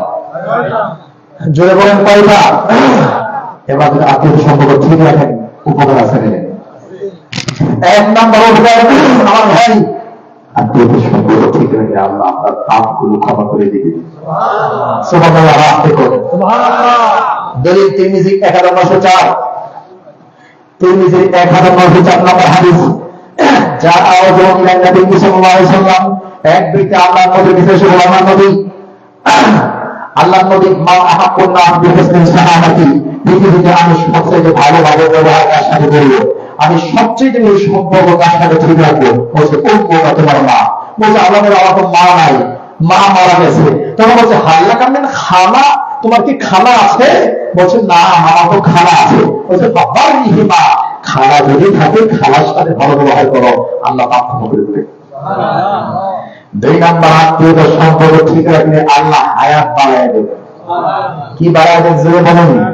সহিহ বুখারী হাদিস নাম্বার 2067, 2067 নম্বর হাদিস। সহিহ বুখারী, রাসূল সাল্লাল্লাহু আলাইহি ওয়াসাল্লাম বলেছেন, মান আহাব্বা আন ইয়াবসুতা লাহু ফি রিজকিহি ওয়া আন ইউনশা লাহু ফি আসারিহি, যেই ব্যক্তি চায় তার রিজিক বাড়ুক, ধনী হতে চায়, যে ধনী হতে চায়, বেশি দিন বাঁচতে চায়, ফালিয়াসিল রাহিমাহু, সেটাতে সম্পর্ক, আত্মীয়তার সম্পর্ক ঠিক রাখে।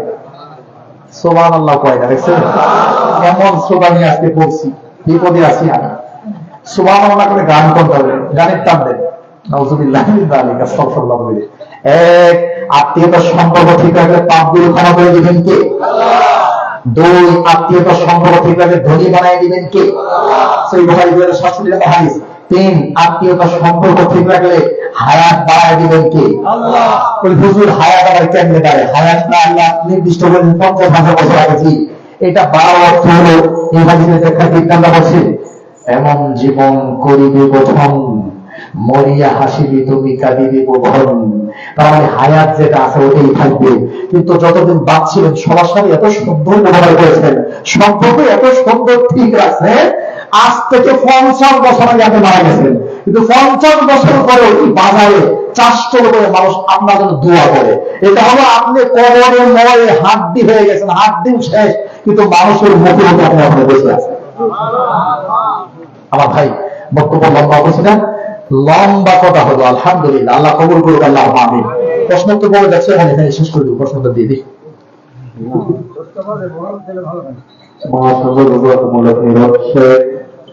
একবার প্রশ্ন করেছেন, আল্লাহ যদি ইসলাম ধর্ম ছাড়া অন্য কোন ধর্মে হয়ে দুনিয়াতে পাঠাইতে, তাহলে আমার পরিণতি কি হতো? যারা অন্য ধর্মে আছে তারা তো তাদের পরিবার ও সমাজের সাথে বেড়ে উঠতেছে, কিন্তু এই ক্ষেত্রে তারা কি জাহান্নামে যাবে? তারা কেন ইসলাম ধর্ম ছেড়ে, তারা কেন ইসলাম ধর্মে? আমার ভাই প্রশ্ন করেছে, উত্তর যাচ্ছে, 21 নম্বর পারা, 6 নম্বর পৃষ্ঠা, 9 নম্বর, 30 নম্বর, 29 নম্বর, 29, 30 নম্বর। এই হলো এই প্রশ্নের উত্তর। আলহামদুলিল্লাহ। কি উত্তর? আল্লাহ বলছেন, ফিতরাতাল্লাহিল্লাতী ফাতারান নাস আলাইহা। পৃথিবীর প্রত্যেকটা মানুষকে আল্লাহ তাওহীদ দিয়ে, ঈমান দিয়ে পাঠাইছে, সবাই। এতে বুক ট্রাম্প, ট্রাম্পের নাম শুনেন নাই? ডোনাল্ড ট্রাম্প, বর্তমানে ফেরাউন, এরাও কিন্তু আল্লাহ ঈমান দিয়ে পাঠাইছে। বেনিয়ামিন নেতানিয়াহু, এই যে কুকুর, ইসরায়েলের কুকুর নেতা, এরাও কিন্তু আল্লাহ কি দিয়ে গেছে? ঈমান দিয়ে পাঠাইছে। কিন্তু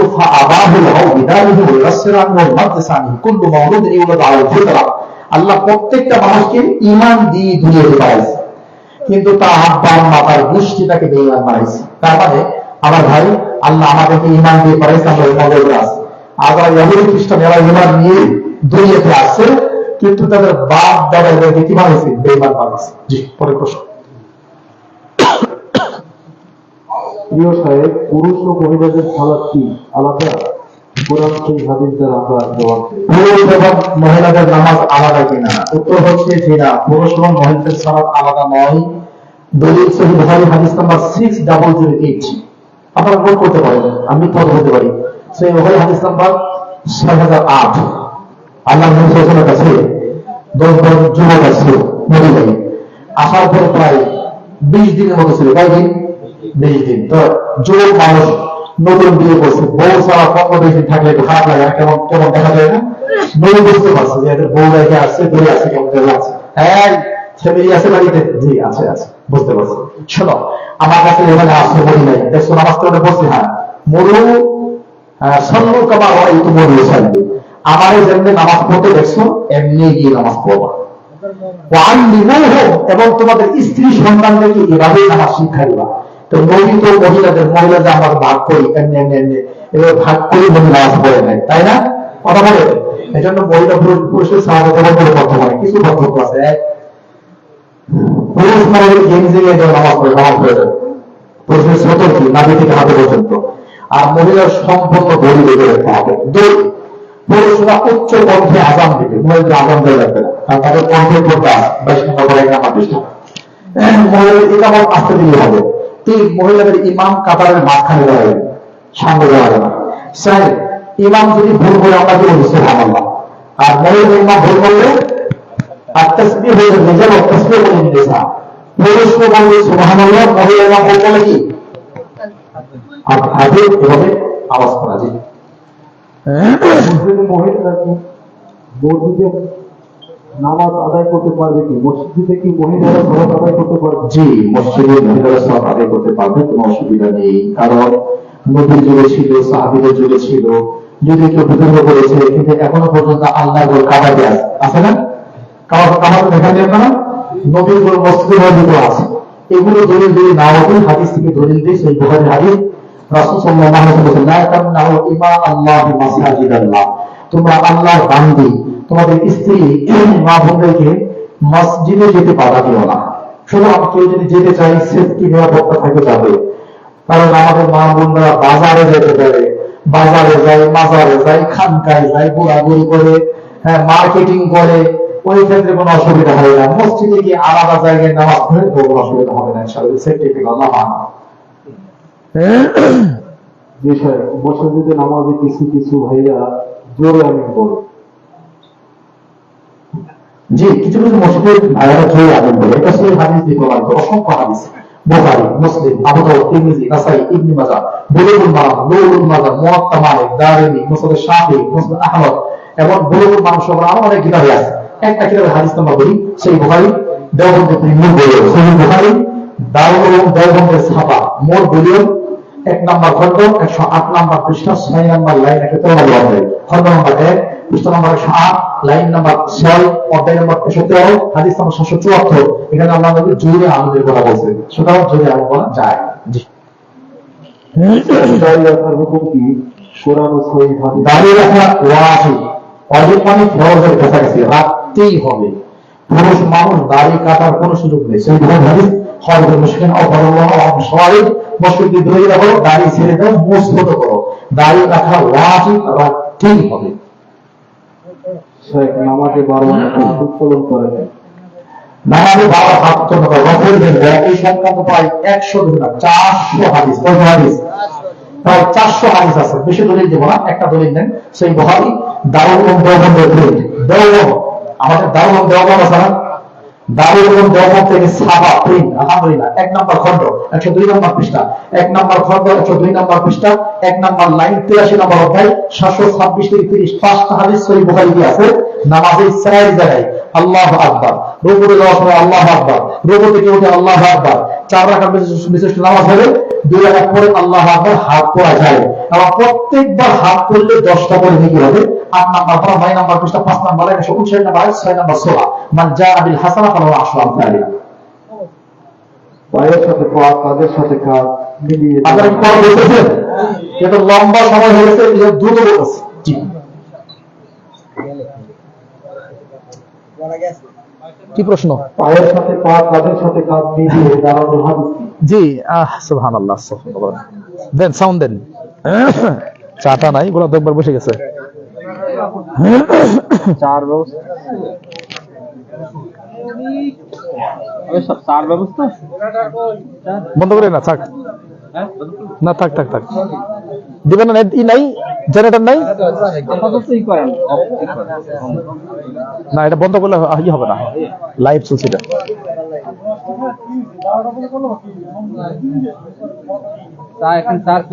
আপনাদের জন্য মেহমানদারির ব্যবস্থা আছে, মেহমানদারি জোরে বলেন। আপনাদের জন্য মেহমানদারির ব্যবস্থা আছে, আপনারা মেহমানদারি গ্রহণ করে যাবেন ইনশাআল্লাহ। দাও মাইকটা দাও, কি আছে দাইতেছে মাইক দাও।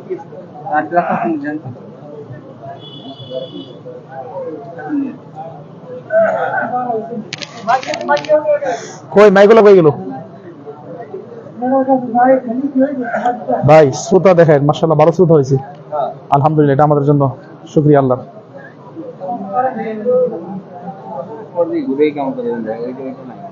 হ্যাঁ, ঘুরাই ঘুরাই, সমস্যা নাই। ইয়াস কারেন্ট আসুক, আগে আসুক, ওটা আসুক।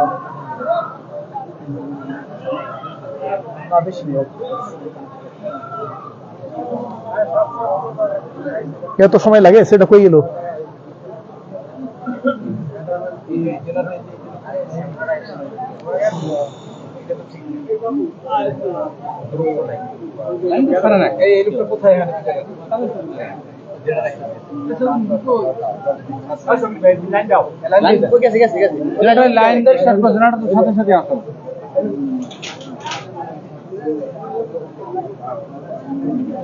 আমাদের মোবাইলে নেওয়া যাবে না?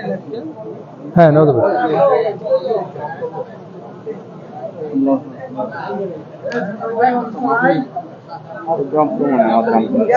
ঠিক আছে, আচ্ছা।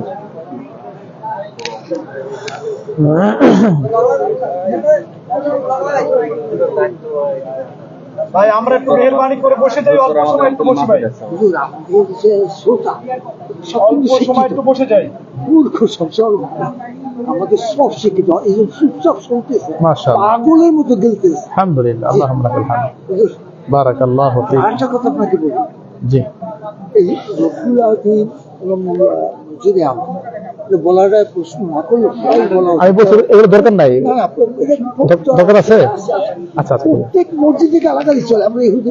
ও আচ্ছা, ঠিক আছে ঠিক আছে।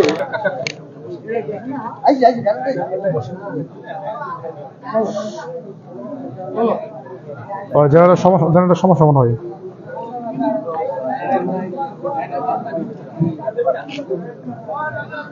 মানুষ উঠে চলে যাচ্ছে। নাইম ভাই, হ্যালো, এটা কি ভাই কোনো কথা বলেন? না না, এটা কোনো কথা? ইচ্ছা করে এগুলো করতে আরে ভাই, মাঠে তো কারেন্ট নাই। ইচ্ছে করে জেনারেটরটা ছাড়ছে না ইচ্ছে করে। ওরা তো ষড়যন্ত্র। এটা ষড়যন্ত্র হতে পারে। এই ষড়যন্ত্র জেনারেটর তো অফি করে আনছে তারা, জেনারেটর ছাড়ছে না কেন? আর মানুষগুলো চলে যায়। প্রোগ্রামটা আলহামদুলিল্লাহ আল্লাহ দয়া করছেন, আকাশ বড়, বৃষ্টি হয় নাই। জেনারেটর দেওয়ার সাথে সাথে ল্যান্ডে দিয়ে দেয়।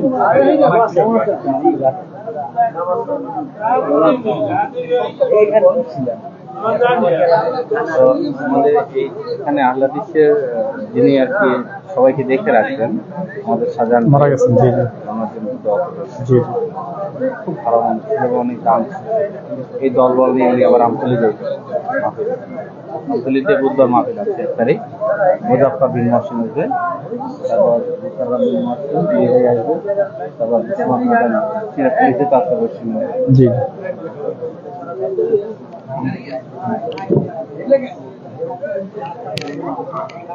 বংশের প্রোগ্রাম গেছে,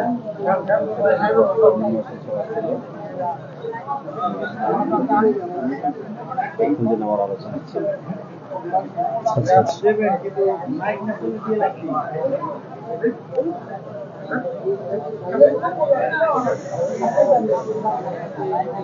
এটা ষড়যন্ত্র হচ্ছেন, এই জেনারেটরটা দিচ্ছেন, এটা ষড়যন্ত্র। এটা ভিতরে কিছু লোকে আছে। জেনারেটর স্টার্ট হয়েছে, জেনারেটর থাকবে না কারণ দেখতেছি ভাই মানুষ চলে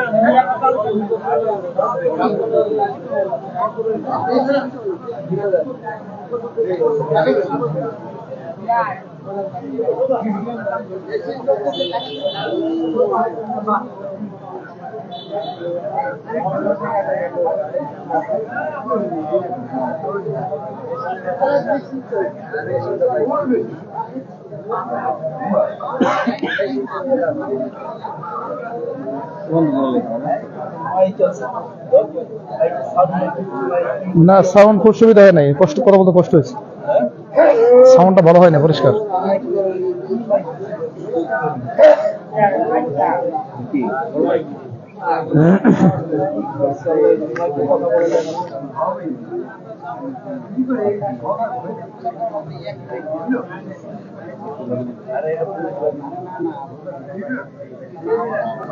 ভাই জেনারেটরের সমস্যা হয়েছে।